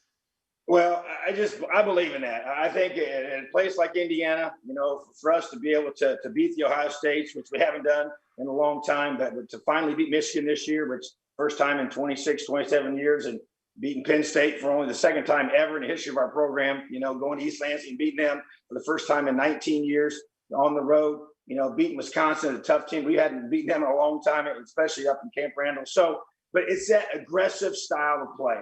It's attacking the offense. It's stressing that quarterback mentally and physically. That's where you talk about, where's the pressure coming from? Well, you know what? I want that guy to have to figure it out once the ball is snapped. And that, to me, is the premise of our defense, is those post-snap pressure, the post-snap movements, the post-snap pressures, who's dropping, who's coming, and making it look a lot similar to certain things. And then, okay, boom, it's something different. Yep. I want to take it out of the hands of the guy in the press box. I want to put it in the hands of the guy under center, because that's a college-age kid, and the guy in the press box gets paid a lot of money to make those decisions. And I want the college-age kid that's got to make those throws under duress. Yeah, wow. Coach, we've got a special guest to join us all here. The former Outland Trophy winner from a couple of years ago, defensive end at Alabama, Quinnen Williams, the third pick in the 2019 draft. Absolute force in the middle. Quinnen, we appreciate you joining us, man. Thanks for stopping by and hanging out with us as you watch your former team here try to win another national championship. Thank you for having me. Absolutely, dude. Hey, I know to have you, man. Bama was up big, and they are up big, but it never seems like Nick Saban's all that happy. So can you take us into like what a halftime would have been like tonight for Alabama when Saban walks through the door? I'll just say with halftime, just because I heard his interview where he said going into halftime, he was saying like the defense can do better. And if you look at the game and stuff, man, the defensive line, they can put on more pad rush and different things like that to frustrate Justin Fields to get more starts. So the offense can take off with the score instead of having a game right now. So it's not a happy Coach Saban, if you want to be honest. I got to assume like the only time he is happy, Reggie, is if they win the national championship. Quinnen, is that right? Yeah, that's about it. He's going to be super happy when they host the trophy, but until then, he's going to be coaching 100%. Do you have a favorite national championship story or memory from your time at Bama? It got to be the one with Tua threw it to Devontae Smith at the end of the game to win the game. That's the best one to be a part of, man, because the defense went out there and got a sack and stopped him, man. Then we went in overtime, and when he threw that ball up, it was just like everybody – it was in slow motion. Everybody was just looking at the ball, and when he dropped in Devontae Smith's hands, man, we were just super happy. So, well, and remember, guys, he had just taken a sack, like a bad freshman sack, and it was like, no, he didn't take that sack. You could tell, like, Saban's pulling his hair out, and then he threw the bomb for a touchdown the next play. Yeah. Coach Allen, what would your message have been if you were Ryan Day at halftime? You're down, at that point 35-17, didn't look good, guys injured up front. What would you have said to your guys? Well, been in that situation before. To me, it's about the character of your football team, and you just appeal to the mindset. Hey, it's about playing one snap at a time. And you focus on the adjustments, and you go through and you get each side of the football. You figure out the things that you've done well, and you figure out the things you got to get corrected, what they've heard us saying, and you get those things adjusted to meet with your players. You speak with confidence, you speak with clarity, and you appeal to your leaders of your team to be able to rise up, keep the guys positive, and just find our way to fight back in this game. Talk about the first 5 minutes of this third quarter, how big that's going to be. Hey, we're going to come out on the defensive, we're going to get us a stop, and we're holding to a field goal. And when they try to kick a field goal, we're going to block the field goal. That's what I would tell them. You know, and that, to me, that's the mindset that you have to have. And then when the offense gets back on the field, we're going to drive down, we're going to go score, and it's going to be game on.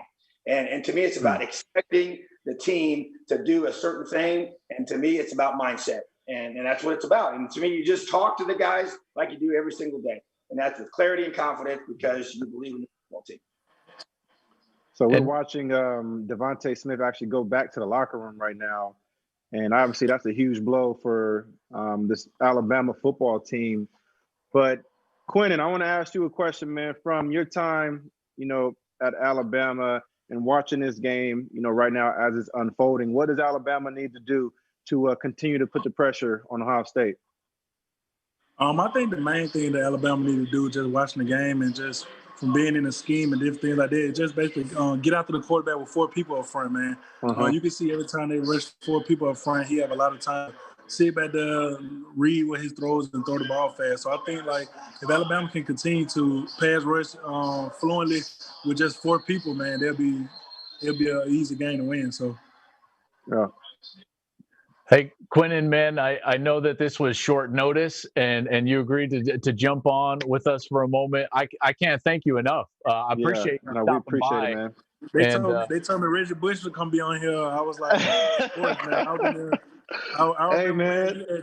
you dove from the 5-yard line at USC, man. I'm like, I watch it all the time. So I appreciate that, man. And, you know, listen, best of luck to you guys. Obviously, you know, couple tough first 2 years for you in the league, but I promise you it's going to get better for you guys in New York, man. You are in a great football market. When I say great football market, you are in a football town. They bleed green down there, man. They love you guys. And having guys like you on that football team who understand the championship mindset is important, man. So continue to lead, continue to grow, and just get ready for the next season, man. I appreciate you stopping on with us. Thank you. Yes, Appreciate it, Quentin. All right, thank you. Man, what a great player he is. As Bama now keeps going down the field. Yeah, that dude was an absolute beast. And that's one thing that they don't really have this year is like a dominant defensive lineman like they have had in the past. But now Mac Jones comes up hobbling, man. He's limping now.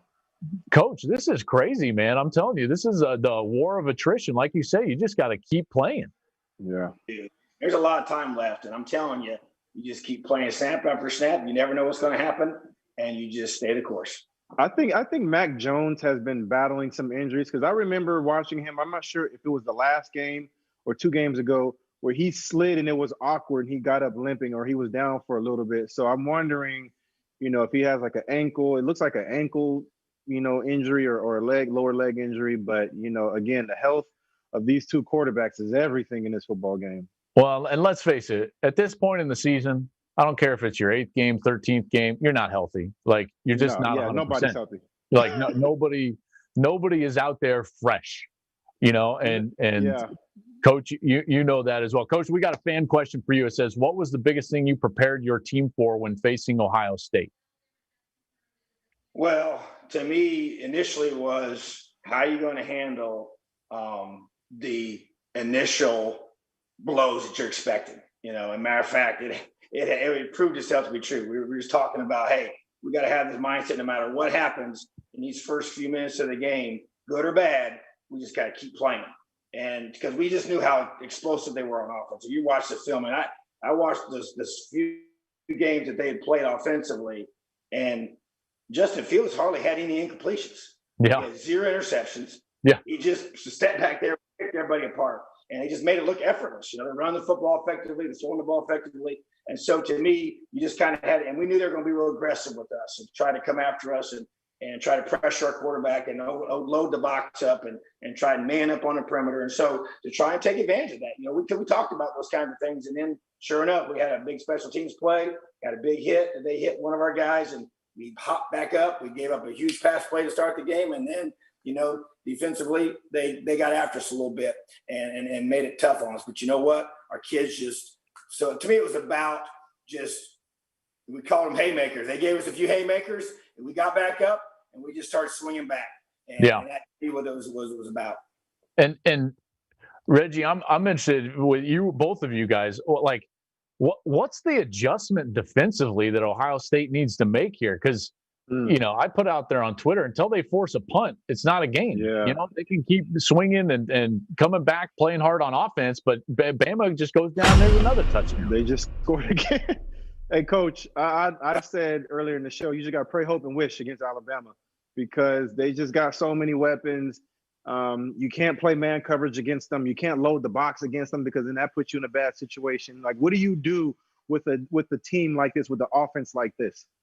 Well, I mean, there's no magic defense now. I mean, you can sit here and you go through, think about this. You think about what Ohio State did to Clemson and what Clemson did to the teams that they played.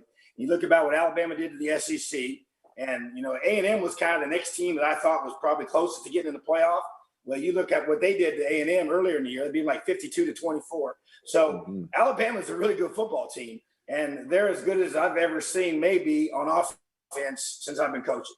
Because you have a 230-pound running back that is just a powerful running back. He is agile, and he's got great feet, and he with power and speed. They got a massive offensive line. They got all these weapons at receiver. They got a very, very talented quarterback. And so I guess to say you just got to keep mixing things up. You can't give them the same look. You got to keep trying, but you got to get takeaways. I can't overemphasize it. You got to get takeaways, and that's why they either dominate or bring in a ton of pressure is the world I would live in, and I would just mix that up because you're not going to be just rush 4 and I think affect them because they don't have that pass rusher to do that. They can win ones on the perimeter. So it's either bring in 6 or 7 if you got to, and play 0, or drop 8 and just keep playing that game back and forth to create some level of disruption to try and force a takeaway. That one pressure that they did force a fumble that they got a touchdown. I mean, it's about stealing a possession. And to me, that's how you do it defensively, is either here or dropping out. And that's how I would approach it. They're missing Chase Young. That's what they need. Yeah, I'm telling you. That's right. Yeah. The magic is in the players. Yeah. Yep. And you have some good ones over there, Coach. Honestly, it was a pleasure watching you guys this year. I appreciate watching how the team really fed off of your energy and really came to life in such an up and down season. It was a roller coaster of a season, right? I can't imagine what I would have been like in a year like this, right? How I would have tried to manage the ebb and flows, the ups and the downs, the roller coaster of if you're gonna play, not play, and then you get into games and you're trying to find your identity, in such a short season. And that's one of the things that I saw from your team from Indiana is you guys found an identity and you found it quick, and that's why you were successful. And it's not easy to do that in a year like this. And I think that's just one of the things that I took away from the football season for Indiana was just you guys found that identity and you locked in on it, and there was no indecisiveness. You were very decisive about who you were and what you wanted to do and how you wanted to go about accomplishing it. One of the things that again, like I said, is playing against a defense, like your guys was so tough for me because of, like you said, all the different pressures that you guys were bringing in. As a running back, I mean, that's a nightmare. Anytime you get a play against a defense that's only rushing 4, what those 3 linebackers are going to be. It's like, okay, let's go play football, right? But when you got as the athleticism that you have from your linebackers and your D linemen, and I mean, you guys played lights out in that game against Ohio State, and I guess that's a credit to you. Going forward next year, next season, what do you look forward to the most in this next season? Well, I look forward to having an off season where we can, good Lord willing, be able to prepare, have our winter workouts, have a full spring practices. We only got 4 last year. Some people didn't get any. And then having some work over the summer where you can be with your team and get your team developed. We're a developmental program and we rely off of that. And we got a lot of guys back, but those guys need to be developed. Our younger guys need it as well. So I look forward to that. Then we hired a brand new strength staff, and they didn't really get much time with them. They spent more time, virtually with them than they did in person. And so that to me excites me because I feel like we got a lot of guys here that are on the verge of doing some great things and building off of the momentum that we created in 2020. So that really excites me, and we got a big core of our guys back, and there's a lot of belief in this program and a lot of buy-in. And it's exciting when the kids start, living out the very things that you've been teaching and preaching to them for so long. And that excites me about the future of our program. Coach, and both of you, Reggie, you too. Mack is a first-round guy. Yeah. Mack Jones. Yeah. That last series, no Devontae Smith, fine. Like, he throws with anticipation, touch, accuracy. This dude's a first-round quarterback. Yeah, absolutely. He credit that he deserves because he has so much talent. Everybody acts like it's so easy, but as you mentioned, the anticipation that he throws with is what I've been so impressed with, and that he throws before they're even open, and that's what you have at the next level, as you know, Reggie. So to me, he's got next level skills, and he's impressive. Coach, how was the development of Michael Penix this year for you guys? Well, I tell you what, he really had a great offseason, even though, once again, it was a little bit, botchy in regards to the flow. But his maturity come back from last year's injury and just getting himself physically bigger, leadership-wise, really felt like he really grew a lot and was our highest vote getter as a captain, which I thought spoke to the way he's perceived by his teammates, and which is an awesome thing.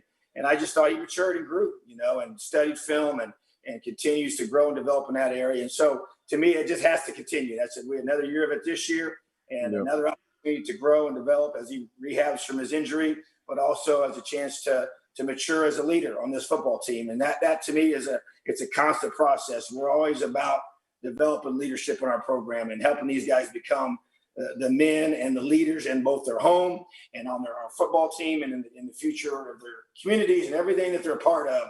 And that's why what we do is so important and so powerful for him. And he's the guy that's bought into that. He comes from a great family, and he's a guy that I think, will continue because he has a great understanding of the game, and he can read coverages, and he can make quick decisions, and he can process at a very high level, very efficiently. And that's why I think he's so effective. And that, to me, that's something he has to continue to develop with. And I think he will, because he cares so much. He's going to work really, really hard. Well, huge play there. Ohio State, they had to go for it on fourth down because they're not stopping many people there. And Master Teague tried to bounce it outside, and they get stopped. So now Alabama's got the short field, huge fourth down stop there. Great play by their defensive line. And, they're making the plays. That felt like a great time for Justin Fields to pull that football on a quarterback boot and just take off and go get the first down. Even that backside defensive end. He was crashing hard. Let's not overthink this. Just go give me a first down. Especially when you got Wyatt Davis out of the game. It's not like you can just hey, we're going to run this play off tackle and we'll be just fine. So, this is the opportunity, guys. This is the time for Bama. You're not going to beat this Alabama football team running east and west. You have to get north and south of them. They have way too much speed to try to go east and west. And that's why I said I didn't love the run earlier in the game with Master Teague, offset from the shotgun position. He was trying to stretch it wide. I don't love those kinds of runs, especially against teams like this, because they're just too fast. And they're going to track you down, and they're going to grab you by the legs, and you're going to get frustrated.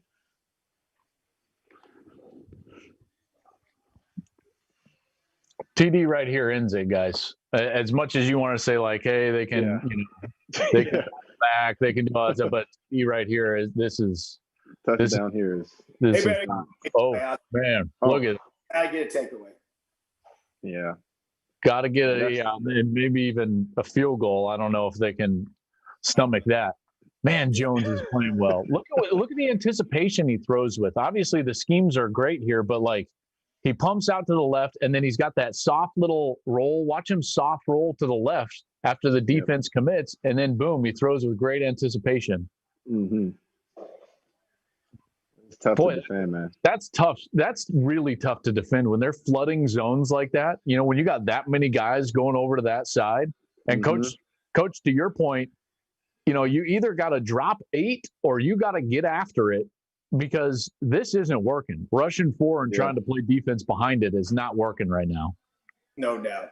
Yeah. At which point, Coach, do you make the adjustment? You know, obviously we're going into the fourth quarter now, but, you know, put yourself in Ryan Day's shoes. Let's go back to halftime. I mean, like, or any point in the game. At which point do you make the adjustment and say, okay, what we're doing is not working. We got to switch this up quick?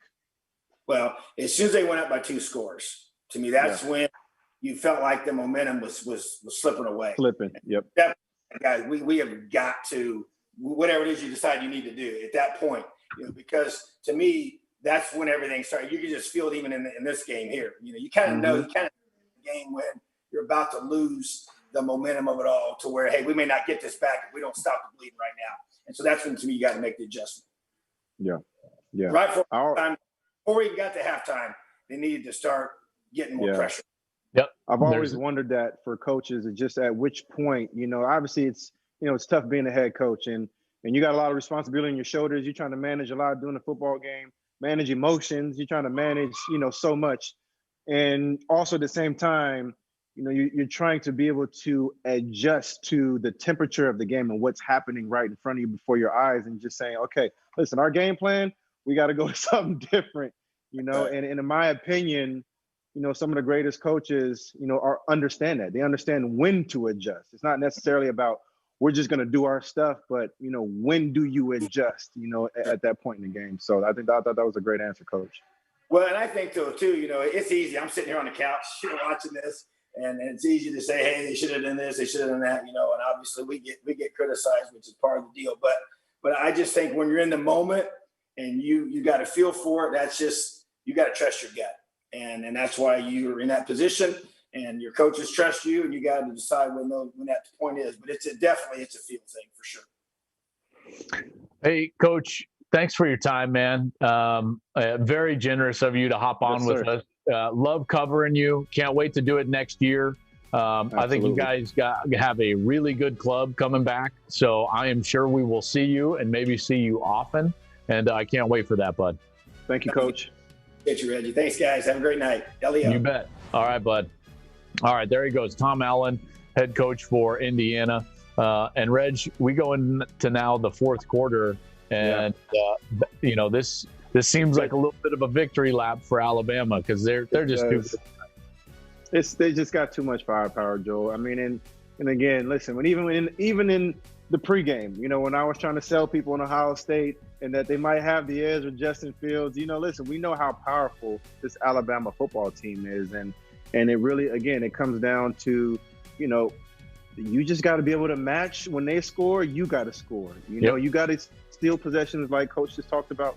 You got to be able to create pressure. You can't let them get comfortable because when they get comfortable, that means that's bad news for everybody else. Yeah, and their offensive line has been too good. Jones has been untouched. You know, just has not had much pressure on him. Harris has been able to run the football effectively. You know, all of those things, those are things that equal winning football. And now Bama, as we enter the fourth, is inside the 15-yard line and looking for the knockout blow here. TD ends it if it's not already over. Yeah, this is not a good position for Ohio State to be in right now. It looks like they're going to get a first down. Hey, I want to bring in now our next guest, the former defensive coordinator for Ohio State, now the head coach for Boston College, a guy that I think is a really bright coach and one of the stars in college football and will be for quite some time. Jeff Hafley joins us now. Coach Hafley, what's going on, bud? What's up, Joe? How you doing, Reggie? Jeff, how you doing, man? Great to have you.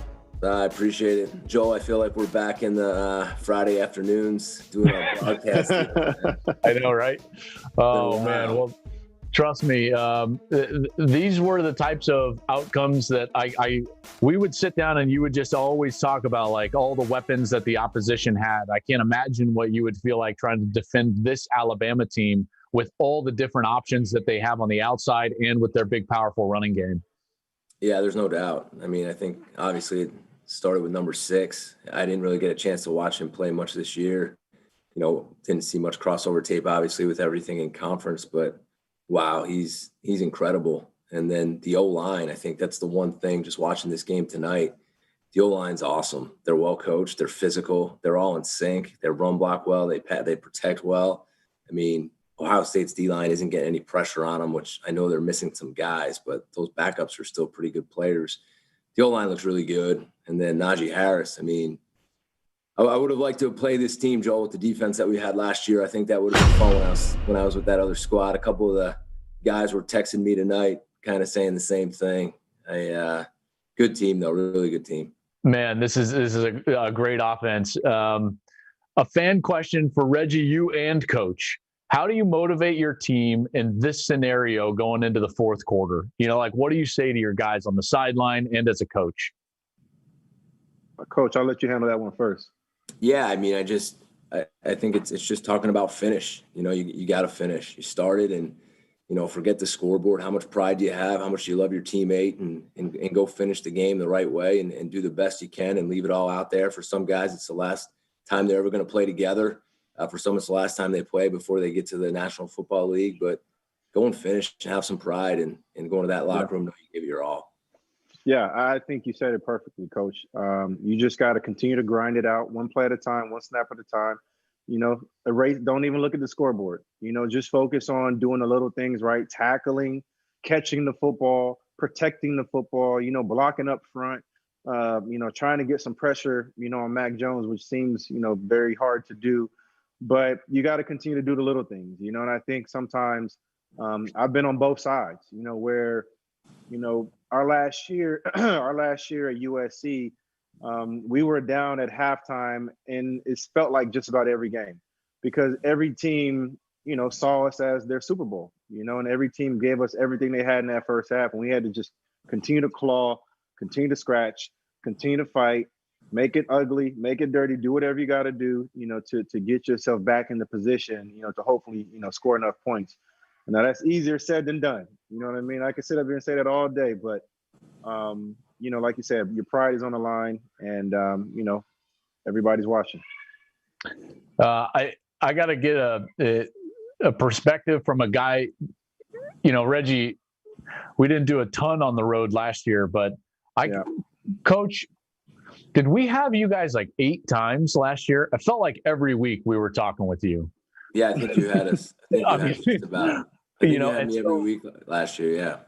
You and I, we stopped even just talking about the game, and we would just kind of talk like overall football, which I really enjoyed.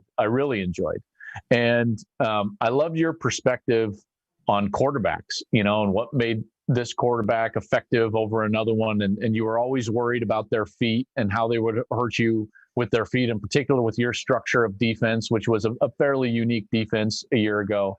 But I'd love your perspective on these two guys, what Mack has been able to do tonight with all the weapons around him. And then even Justin, who you were a part of that team last year, and then what he's done this year. What are your thoughts on these two guys?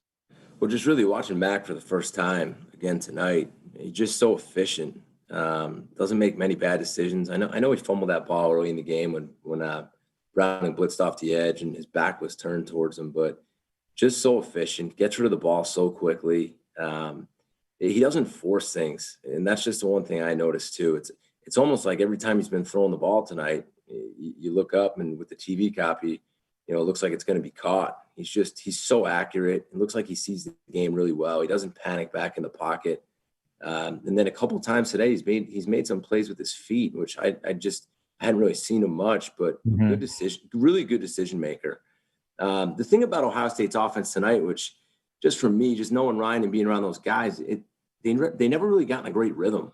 You know? And that's the one thing I think that, and you guys probably talked about this a million times already, but Sark and Alabama, they've been such a good time with the clock management and eating up the clock and those 6-minute drives of not letting Ryan and Justin in that explosive offense really get into a rhythm and limit them in their possessions because it's such an explosive offense too. But Sark's been just so methodical. He's just done such a good job tonight. He's really impressive. I love the style of offense that they're playing with. It fits him really well. I just watched Justin last week, really for the first time this year, and when he played Clemson, and I thought he looked like he did last year. I mean, that's what I saw in practice every day. That's what I saw from the booth in between series. And then just tonight, again, it's almost like they haven't had as many opportunities. I don't know what the play breakdown is, the play count on each side, or the time of possession, but it must be pretty lopsided, right? It's just how it feels for me sitting down watching the TV copy. I just really impressed. Two really well-coached teams, but it's not just Bama's players. I mean, they're really well-coached. Guys setting the edge, just fundamentals are so good. It's really fun to watch. I want to bring in your former teammate, Reg, and he's going to join all of us. So Matt Leinart's going to join the party here in the fourth quarter. Matt, my man, what's happening? How are you? Guys? Good to have you in. What's up, Matt? What's up, Coach? How are you, man? Where are you at? You at home? Am I in? Yeah, I'm. Yep. This game. What you think about this game? Give me your thoughts on this game, Matt, so far. Hold on. I'm a little close here to the screen. I mean, it's kind of what we talked about, right? Just you can't give up any opportunities, man. I mean, Alabama and Cody, you were just talking about their offense. I mean, I think Sark's play calling has been just incredible tonight. Obviously, and then with Ohio State, you have to score every drive. I mean, you have to every opportunity you get, and they just, and credit Bama's defense. Bama's defense is playing really well. I'm interested in your thoughts on Mac Jones. You played with a lot of talent around you, but I mean, this guy is playing great football. He is so precise and efficient. I think. We lost him. Talk about it, just he's in. You guys hear me? Yeah, I just love that the fans here. Coach, you know what's great about this, Matt? You know what's great about this, Reggie? That the fans are getting a taste, Reggie, of what we've had to deal with all year with Matt on Zooms, and that's his terrible home internet. No lie, Matt has had to go next door to Rob's house just to get good Wi-Fi. See, look at him. He's moving. This is it. This is what we've been doing all year, right? The struggle is real right now during this quarantine. Coach, I know you got a couple players. Coach, you were Zooming with your team all year. I bet you there was a couple players that it was like their internet was always shady. Yeah, it's either that or they use it as an excuse so they could sit and not show up. It's my internet was out and you couldn't check on them. So all right, can you guys hear me now? Am I? Oh, here we go. Here we go. All right, good. Okay, you're good. We got you. Yeah, no, I was talking about Mac, Joel, and just the total control of the offense, obviously the accuracy, the precision. But man, he's just like, he's got that it factor. I love watching him play. And it actually does remind me a lot of kind of our teams at USC with all just with the weapons, but he still has to go out there. He still has to distribute the ball. He's making good decisions. He's accurate. He's got a good arm. He's got all of those traits. And just knowing him a little bit this year, just getting to know him a little bit, he's a competitor, man, which I just think is awesome. It's shown up, and he's going to have one of the better seasons we've seen in college football history, which is crazy. There's no doubt. Coach, I'm interested in your thoughts on just Ohio State in general. I mean, this is a great program, right? They're going to get beat pretty soundly tonight, but man, like, the last 2 years that Ryan has had have been really impressive for his first 2 years. You were with him for a year. I know you guys were bitterly disappointed last year and probably felt like you matched up better with LSU and wanted a chance at that. You probably wish you could have had your defense, like you alluded to earlier, in this ball game. But, give us a sense of what this program at Ohio State is all about. Yeah, Ryan's done an unbelievable job. I mean, taking over from Urban and just remaining true to who he is and not trying to be someone else. And the job he's done with those players, the guys love him. They love him. And he's hard on them, yet he holds them accountable. But he develops such a good relationship with those kids and the staff. I mean, and the other thing about him is he lets his coaches coach. I mean, and you know that, Joe, he rarely popped into the defensive room and he did his thing on offense and he lets guys coach. The culture there is really strong. And I think, too, if you were to go into this season with all the talent that they had coming back, and I think if this team stayed healthy, and, you know, I know people say they only played this amount of games, that amount of games, but at the same time, I don't think this team ever got into a real rhythm. Yeah. Playing with the same starters, playing with the same D-line, the same O-line. I mean, that's hard. I mean, Reggie and Matt know it better than I do because obviously you guys played for a long time, but the continuity and playing in the game with the same group of guys, the same O-line, the same D-line, being able to work stunts together, coverage together, concepts together. They never got in that rhythm. And then even tonight, you see they're missing some key guys, and they're going to be good. This offense, he's loaded up at wide out. They got some good young backs. They got some good quarterbacks coming in, the O-line. Coach Stud, you know, Joe, I think the world of him. And then obviously on defense, I think you're going to see an influx of some young talent come in. But I think he's going to continue to win games. He's a really good coach, and he's a great leader.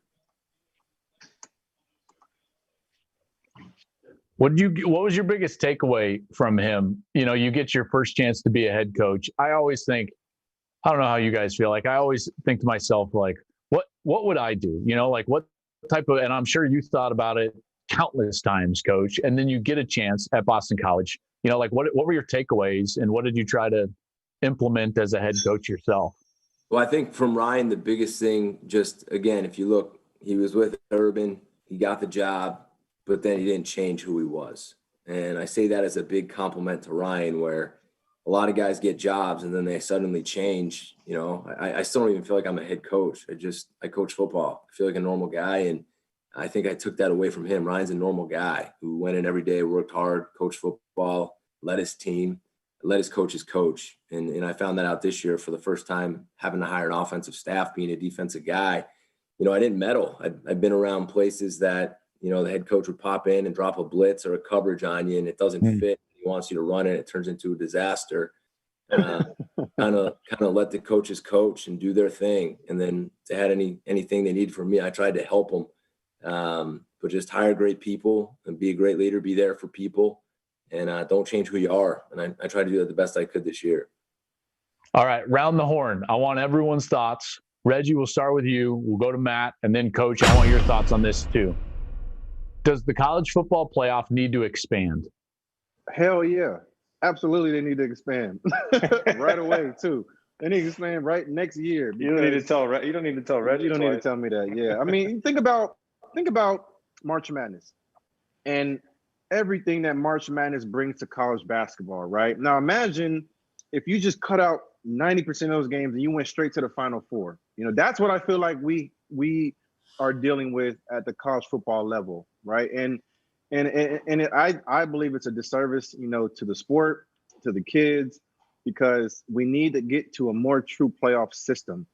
When you're trying to just pick the top 4 teams, the best 4 teams, based on the look test, or, you know, based on, you know, just pure data, like it doesn't work, you know. And then, you know, I know, you know, Urban is also big on this as well, but also, who are the people that are deciding, you know, who the top 4 teams are going to be? He talks about that all the time. Who are these people?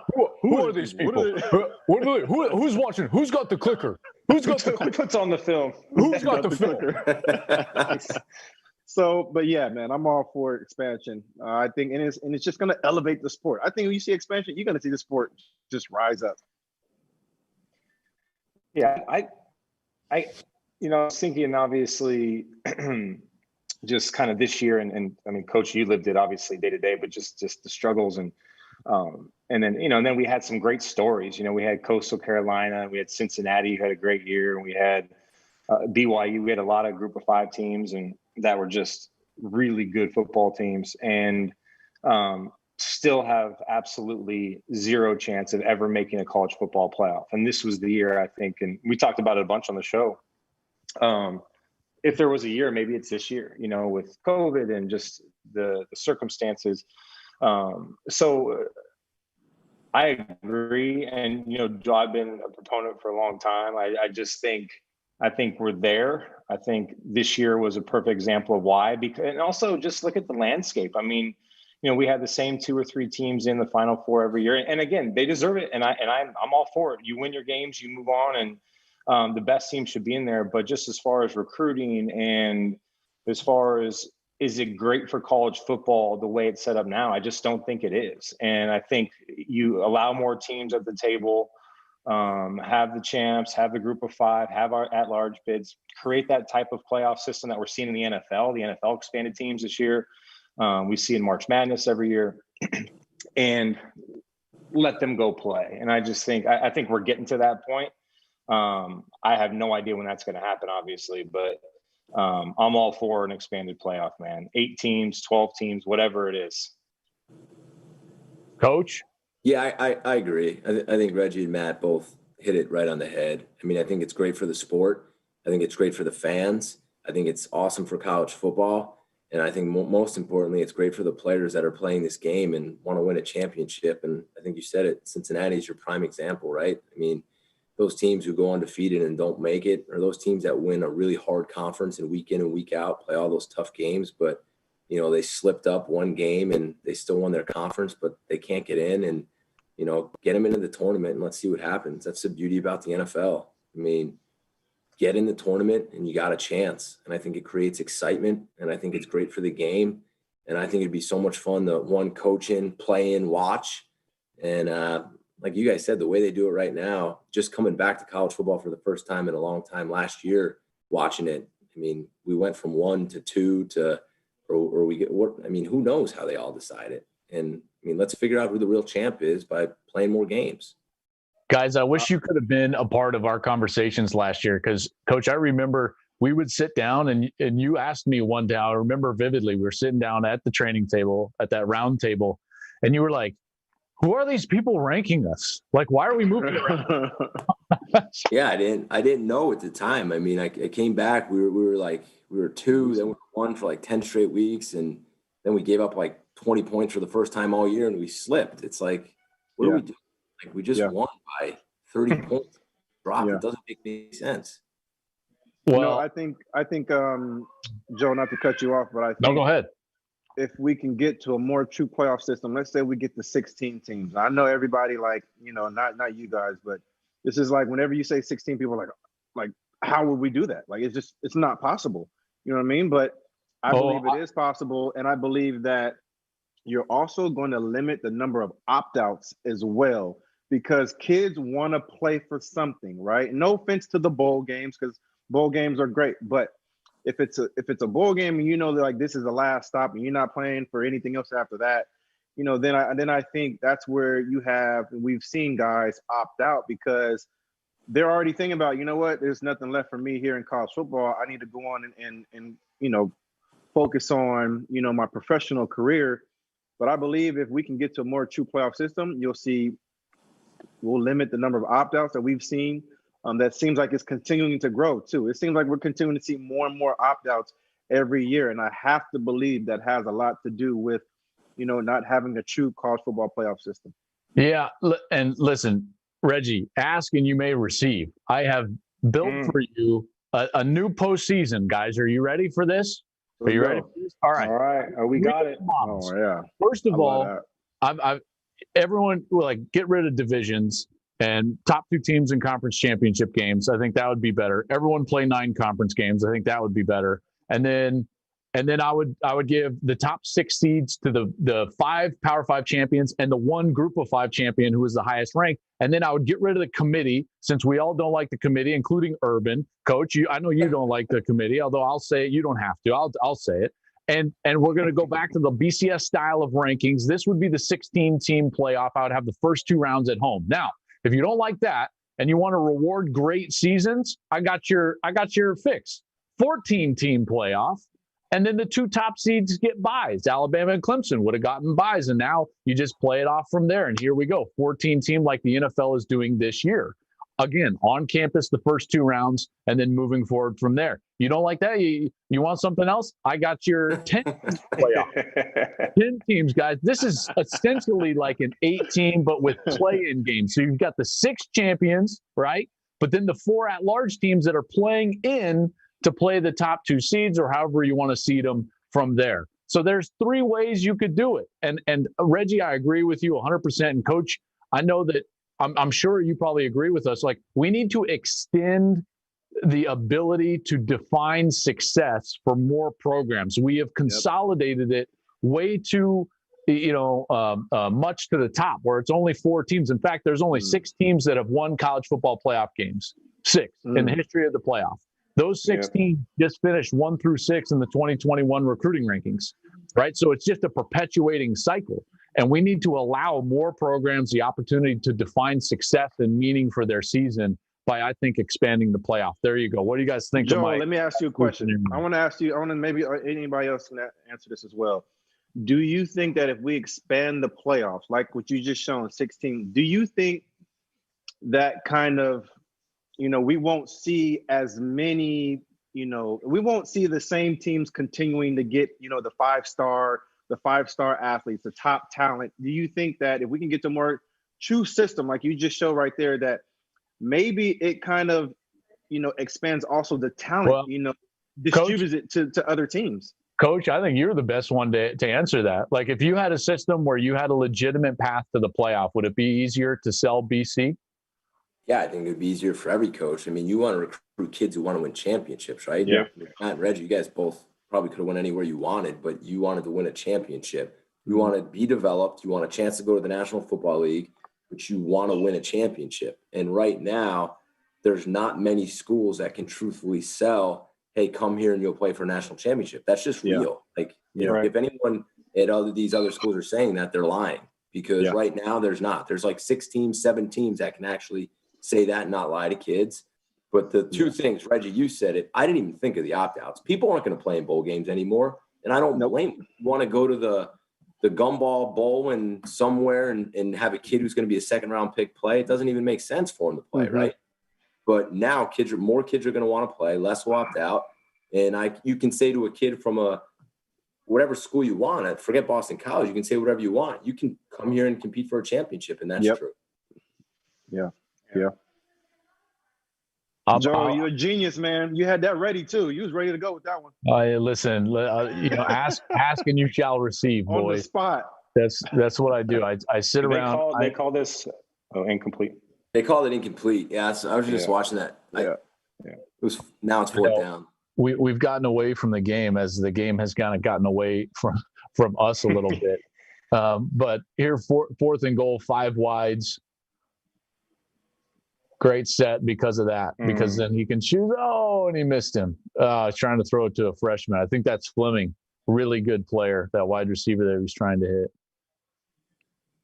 Yeah, they got a bunch of good young wideouts. They've done a really good job. You're going to see now the quarterback, as we all know, the quarterback's going to be the key. Yeah, they've loaded up on wide receivers.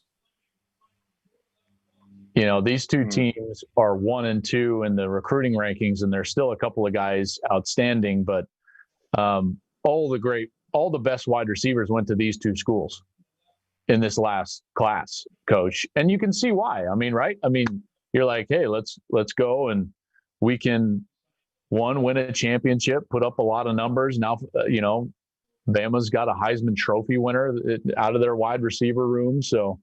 Impressive stuff on the outside. And as a defensive guy, is it legitimate anymore to go out there and think that you can win a championship on defense? Is that possible anymore? I think you got to score points, but I do believe deep down in my heart, you got to play great defense to win championships. I mean, I think this game proves it. I mean, as much as Ohio State scored 24 points, Alabama played really good defense tonight against a really good offense, and they're going to win a championship, because this game could have been a 54-52, and we're sitting here trying to figure out who's going to win it at the end. So I do, and I do believe you got to play great defense to win championships, but you got to be able to score points. I mean, you have to. Hey, Coach, I'm going to ask you just a different question, but you got to see Trevor Lawrence. What's just your thoughts on him? Yeah, I saw him twice, and I thought, getting ready for him this year, I thought there was improvement. I feel like he had a liver body. He looked more twitchier and comfortable in his lateral movement and his ability to keep his eyes down the field. Last year when we played them, when I was at Ohio State, I felt like we could really get a jump on where he was going, where this year I thought he did a better job in the pocket and moving his eyes around and actually getting off of one guy. I thought his progressions got much better. But for a guy as big as he is and as quick-footed as he is, and he can move, I think the guy's incredible. Yeah. I mean, I really do. His arm strength to the field in college is very different. When I got back last year, Matt, to college, the one thing I noted was I didn't think the quarterback play was great. And again, that's because, week in and week out in the NFL, you're going up against like, holy cow, how did he make that throw every time? But they do.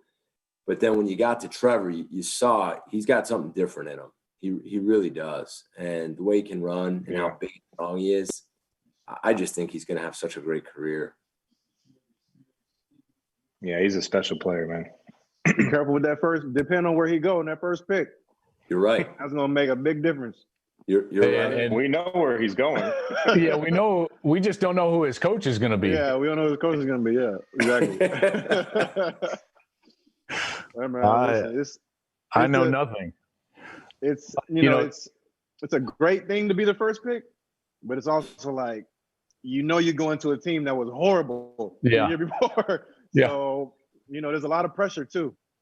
That's why I'm telling you the sleeper guy is Mac Jones. I think he's going to be a first rounder, and he's going to go to a team like middle to late first round that's going to have a pretty good roster. Like I'm telling you, he's just going to be like a sneaky, anticipatory guy, understands defense, good touch. And all of a sudden, everyone's like, well, why didn't we think Mac Jones was better? And it's because he's going to go to a team with a better roster than Trevor. Joel, is Zach Wilson going to go ahead of Justin Fields, do you think? I don't know. I put him up there. I've got to create these lists. I halfway want to choke myself out when I do them. They're like, hey, give us your top 10 draft guys. I'm like, okay, and I put Zach Wilson on there at number 10. I mean, that could be any of those guys, right? I think Zach Wilson's really good. He made some throws this year that I thought were really impressive. I think that it's interesting, right? Because at some point, and Matt, you're a great one to ask about this. At some point, you do have to look and be like, okay, Zach was at least on the field with similar talent to the opposition. Mac was not. He's going to get on the field in the NFL, and that margin, that gap between his players and the opposition is going to be gone. And so that is going to be, I guess, at least a little bit of a revelation. I don't know. I mean, what was that like for you? Yeah. No, it was you're absolutely right. I mean, we went from, USC and, Reg and our receivers were phenomenal. And then you go to that next step up, man. And it's challenging. It was challenging for me, the speed and all of those things. And I think with Mac, you make a great point. It's like, I don't say his ceiling is his ceiling, but it's going to be really interesting because of that point. I think it'll translate. I think he's that good. I think he's that precise. I think the accuracy, and then just and I talked to Sark about him quite often this year, and just the mindset that he has, the preparation, all of those things is what I think will, allow him to be a long pro. But it'll be interesting. It's definitely. But the crazy thing now is the offense is. I mean, everything is these rookies come in right away and they just ball out. It's. I don't know if it's the systems and the offenses they're running now, but when I went in, I was never in shotgun in college to then in shotgun every single down, and it was completely different for me. So it's interesting, man. But Mac's gonna be fine. There's no doubt about that. I think would it also we talk about the speed of the game and how much it changes when you get to that next level, but it's also the talent around you that changes as well. Like you just kind of mentioned, Joel, is Mac Jones is going to go from having guys like Devontae Smith and Najee Harris behind him, to he's not going to get or to Najee Harris behind him, or to where the next team he may not get that. He may not have that caliber of players. And you then have to become the leader, right? And it's it's a little easier. I don't want to take anything away from Mac Jones because I think he's a great player. But when you're on a team and you're surrounded by dogs and you're surrounded by beasts, that it just makes your job a little bit easier. When you got to go to a team, and you got to get these guys going, and you got to get them to understand, that same winning mentality that you had when you're coming from Alabama, that maybe some of these guys didn't get from the colleges they're coming from. And then you throw the business side of it right in the middle of that's the part that makes it tough. That's the part to where, guys like, Drew Brees that I've been around, the great ones, they're masters at doing that. And it's not easy to do. It's very, very tough to do. When I got drafted to the Saints, we didn't have explosive, like, game-breaking type, receivers. And we developed into that, right? Like Marcus Colston, ended up being a Hall of Fame receiver, but he was like a 7th-round draft pick. You know what I'm saying? Yeah, so I remember. We had to, develop our talent to that level. And everybody comes from different walks of life and they believe in different things. And to me, that's where the true leadership qualities come in for a quarterback, for a guy like Mac Jones, for a guy like Trevor Lawrence, who's going to go to a team, that maybe he's not going to be surrounded by, a running back like Travis Etienne. You know what I mean? Like those are, luxuries that you get at the college level that you may not get, at the NFL level. Coach, to Reggie's point, this is so funny. I think you might relate to this, right? Because sometimes as a coach, you don't really know what you have in a player until you see him for the first time. And you're like, okay, this is how he moves. Like you can evaluate on tape and recruiting and or in the draft process. Real quick story. So I was an undrafted free agent with New Orleans. Reggie and I are there together, actually. I handed Reggie his very first inside run drill handoff in the NFL. I'm just no contract, just trying to fight my way around. Well, we go down and do one-on-one routes. And they had the second or third round wide receiver who had just won the Bolitnikoff from Oregon State named Mike Hass. Oh, yeah. I forgot about him. And he was like the guy that we drafted this wide receiver. He's supposed to be the guy. And then there's the 7th round guy named Marcus Colston. And we're throwing, and Sean Payton's right behind me. And he starts telling me, he's like, hey, throw this one, back shoulder to Colston. And he starts telling me to throw all these balls in different spot to Colston. And Colston's just snatching it, just back shoulder, just out there balling. And this is literally rookie minicamp.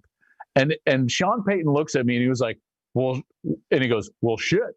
If we were smarter, we would have drafted him in the 3rd round.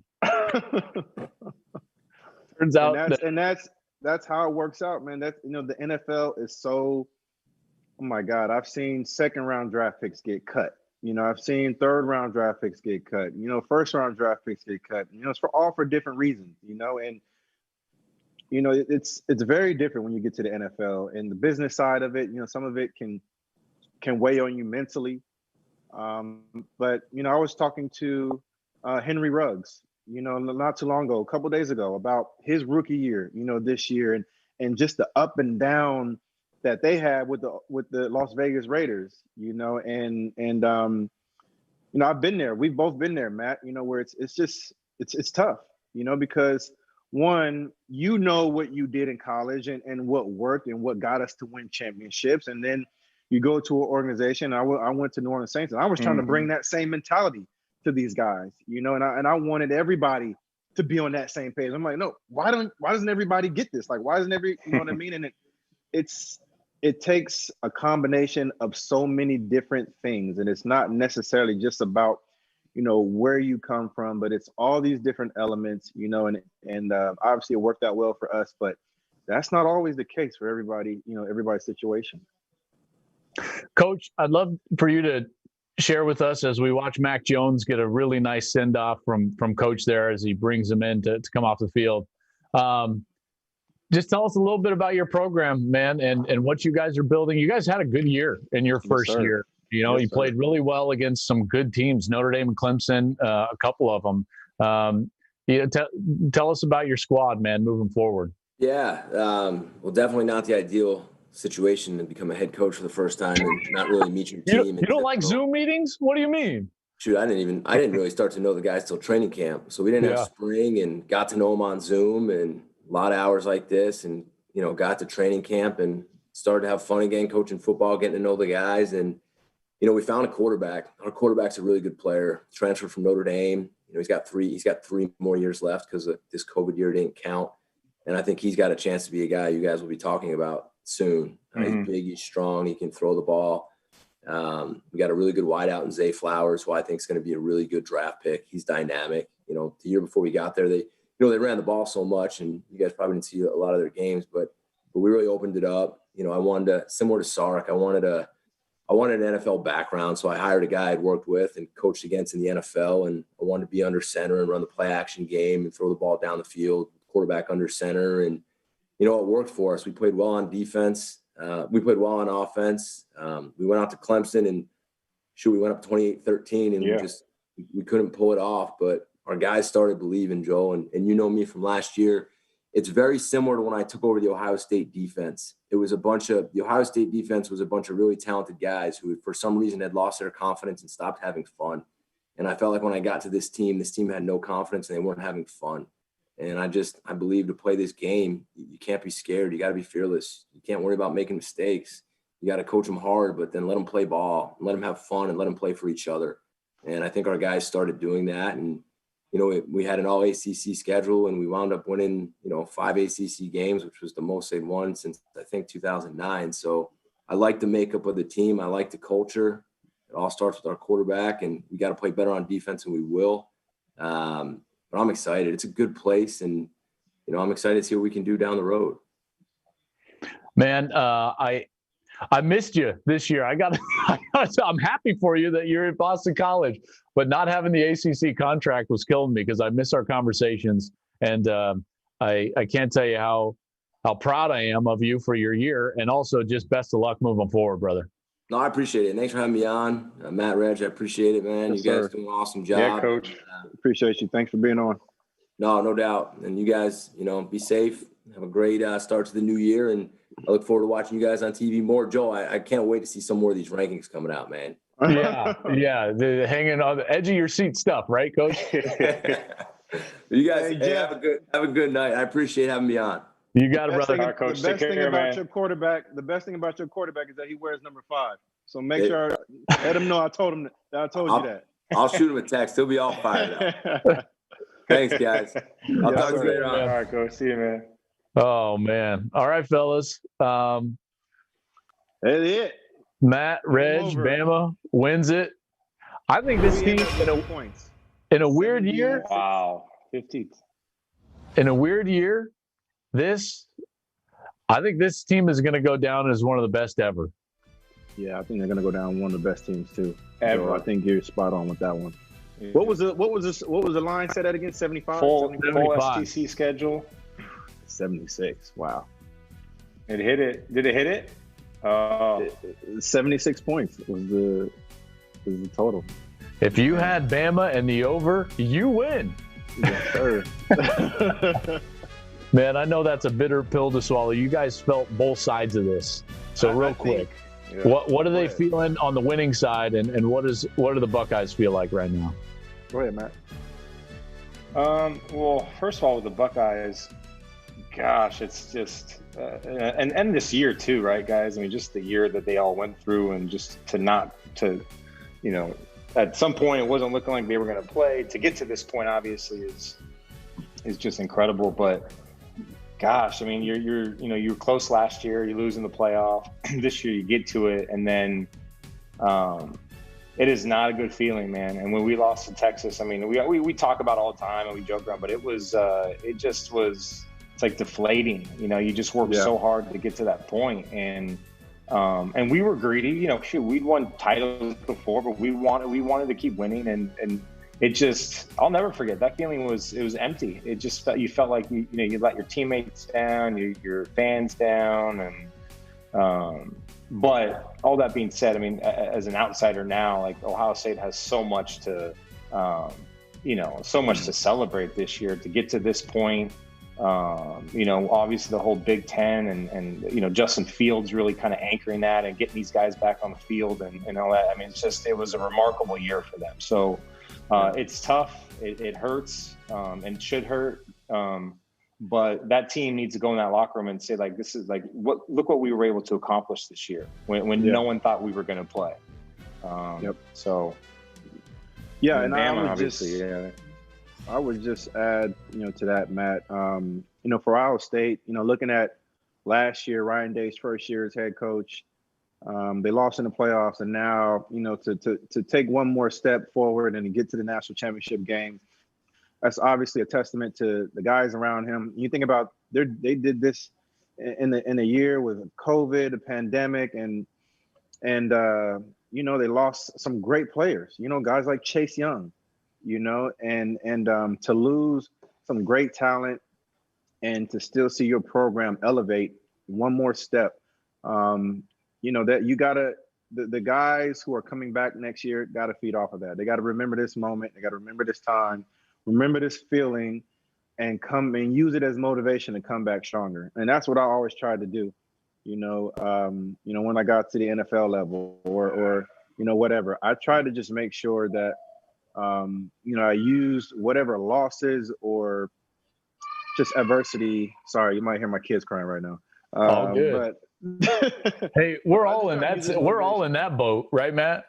Yes, sir. Yes, sir. But yeah, great year for Ohio State. Nothing to hang their head about. Come back stronger next year, and obviously, Alabama has everything to celebrate. All right, guys. You guys, I'm not going to let you go. You've got to chime in on this. If I'm going to be here, you're going to be here. So, are you ready for my top 10 teams for next year? I'm ready. I'm ready. Yeah, okay, Joe Klatt's way too early. Top 10. All right, here we go. All right, ready? I want to see 10-1. 10-1. All right. The Buffaloes. This is just because I don't want a text from Brady. Like, just put him in. Oh, dude. Good. Can he not give it up? He can't give it up. He was tweeting about it all night tonight. He's like, well, look who gave up a lot of points to the Alabama. It's like, Brady, we get it. Here you go. They're number 10. That's literally just for Brady Quinn. All right? You guys good with that? All right. I'm good with that. UNC. Reggie UNC, boys. Yes. I'm telling you now, that team is really good, and their quarterback is good. They score a lot of points. I like what UNC has. All right, number 8. I like them. Come on, Miami. Reg. I know you like this one, Reggie. Miami. Okay, tell me. Okay, Miami because Derek King got injured. Obviously tore his ACL. He'll be back. ACL? They say he'll be back. Yeah, he'll be back. Okay. He'll be back. As long as Derek King is back and he's healthy, I have no issues with that. All right, he's back and he's healthy, which means you have no issues with that. That's amazing. I love it. All right, here we go. How about this for number 7? Indiana. I like that one. That's a good one. Is Penix coming back? Yes. Yeah. And Freifogel's coming back. Like, I like what they were. There's a good defense. I liked our coaching staff. Me too. What are they getting back on defense? How many players? Their secondary. Their whole secondary. Yeah, a lot of them. I think their whole secondary. They're getting a few linebackers back. They're going to be a good team. All right, number 6. Oh, okay. Oh, that's where Iowa State. Yeah, Iowa State boys. Purdy is returning. Purdy's coming back. Breece Hall. Yeah. Breece Hall. That team was, as good as anybody in the Big 12. I think they're going to have a chance to win the Big 12. Probably be a rematch with Oklahoma. You'll see them in a little bit. So I've got Iowa State all the way up there at number 6, and then you've got the big boys, right? So I thought 6 through 10. It's kind of like there's a lot to choose from, but then you start getting the heavy hitters. I'm going to go Clemson at number 5.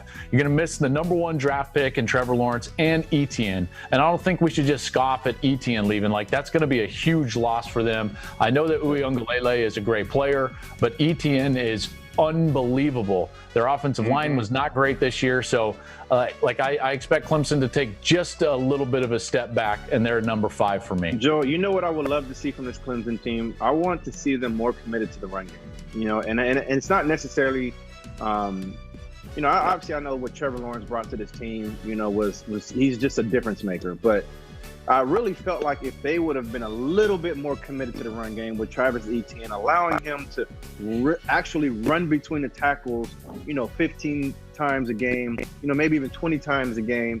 And I just obviously we can only wonder what that would have done for him and for this team, because, they ran the football differently and they got him the ball differently. But I would love to see them just be a little bit more committed to the run game next year. Number 4 for me, guys, is Ohio State. I think they're going to be really talented, but losing Fields, that's going to be a lot to overcome. A lot of talent on the outside at wide receiver. I'll be interested to see what their defense looks like. I think that their secondary is going to have a hard time kind of recouping. They did not play great, obviously, tonight in the defensive secondary, but I've got Ohio State at number 4. And then number 3, I think my Heisman favorite going into the year, Spencer Rattler, OU, is at number 3. Their defense looks so much better this year, fellas. So much better. Yep. I would have loved to see them in a true college football playoff system. I would have loved to see what they could do. Sure. I'm with you on that. They're returning a lot on defense next year too, right? They are, but I don't think Ronnie Perkins is one of those, and Ramondre Stevenson isn't one of those guys. But they have good backs. They've got really good wide receivers, and Rattler is going to be a difference maker. And then the top 2 teams for me, I'm actually going to go at Alabama second at number 2, and then Georgia at number 1. And the reason is because Alabama does not have a returning starting quarterback, and Georgia does. Georgia's going to have one of the most talented teams in the country, and with JT Daniels at quarterback, I think that they could be dangerous, fellas. Yep, I agree. Reggie doesn't buy it. I think that's a little high, but that's a little high for me, Joel. That's a little high for me, man. You know, you put them over the defending champs over Alabama. Like, well, I mean, you're losing an Outland Trophy winner, a Remington Award winner, the Biletnikoff Heisman, the Doak, the Unitas. Like, you're losing all of those guys. But you know, the rich just get richer. Like, they got a lot of talent over there. They're gonna just keep replacing guys. And it's still a prove-it league. You got to prove it, young fellas. God, who are you, Joel, right now? Georgia and Bama, 1 and 2. Georgia? Yeah, I would have put Georgia I think I would have had Georgia 5 or 6. I actually like Oklahoma more. Ohio State losing Justin Fields, I think is going to be a bigger blow than the number 4. I think that's going to be bigger than that. And what about USC as well, Matt? What do you think about Keaton Slovis? You know what I mean? I think he has a chance to win a Heisman Trophy next year as well. Wait, time out. Do they understand what a run game is yet? Nope. Well, then you ain't getting in my top 10. Maybe not. All right. Do they have a short yardage package? Nope. Well, how about to end the game 4-minute package? Nope. Listen, USC got the number 1 player in America, which was huge. Yeah, that was big. They returned their quarterback. They got Drake London as a star. I think he's an emerging star. Jackson up front on they got some guys. They'll be all right. But they were honestly, for me, Reggie, to be honest with you, like they were one of those teams that was right in there, like 9, 10, 11, 12. Yeah, it's right there, like right around there. And again, like I said, I just really like North Carolina. Which you guys, I think, agree with that. And then, for the love of God, I just didn't want to deal with a text from Brady. Oh, my God. Brady would definitely let you have it. Oh, it's never too early for a too early, guys. Never. Never. I'm not mad at this list, Joel. But you know what? I like your expansion graphics better, though. Those were spot. I love those. Those were spot on. We need to make those mainstream somehow. Like, we got to get those to the guys at the top, because that's where it needs to be. To the top, like where Alabama is at right now. So in the Nick Saban era, fellas, Alabama has won 6 national championships in the last 12 years. No team in modern college football. You got to go all the way back to the 1800s to get a team that's won 6 national championships in a 12-year span. We're doing that in a national recruiting 85 scholarship limit era. Nick Saban is the greatest coach in the history of our sport. They win another national championship. And fellas, I got to tell you, I love chatting football with you. I am so thankful that we get a spot to do that at Fox. Hopefully we're going to have a bigger and better year next year. And thank you for joining tonight, Reggie. Yes, it's been so much fun, my man. And of course, man. Had a great time, Joe. Matt, I'm just happy that you got to that one where your Wi-Fi is a little better. Dude. I hear. I don't know what room that is, but we gotta lock that room in. That's the room for next year for the Zoom meetings. All right, boys. Hey, it's been a fun year, man. Yes, sir. I'm happy. Despite everything, I'm happy. It's been a great year. Yeah, I'm happy we got a chance to do this, Matt. It was a great year, and yeah, looking forward to bigger and better next year, though, for sure. No pandemic next year, please. Oh, geez, please. Let me get rid of this. Please.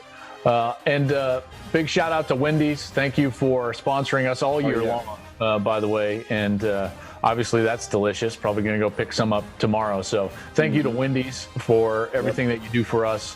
And fellas, have a good one. It is officially the off season. Here we go. The Jacksonville golf, are on the clock. Get the golf Happy New Year, boys. Hey, man, Reg, you got to get that shoulder healed up. So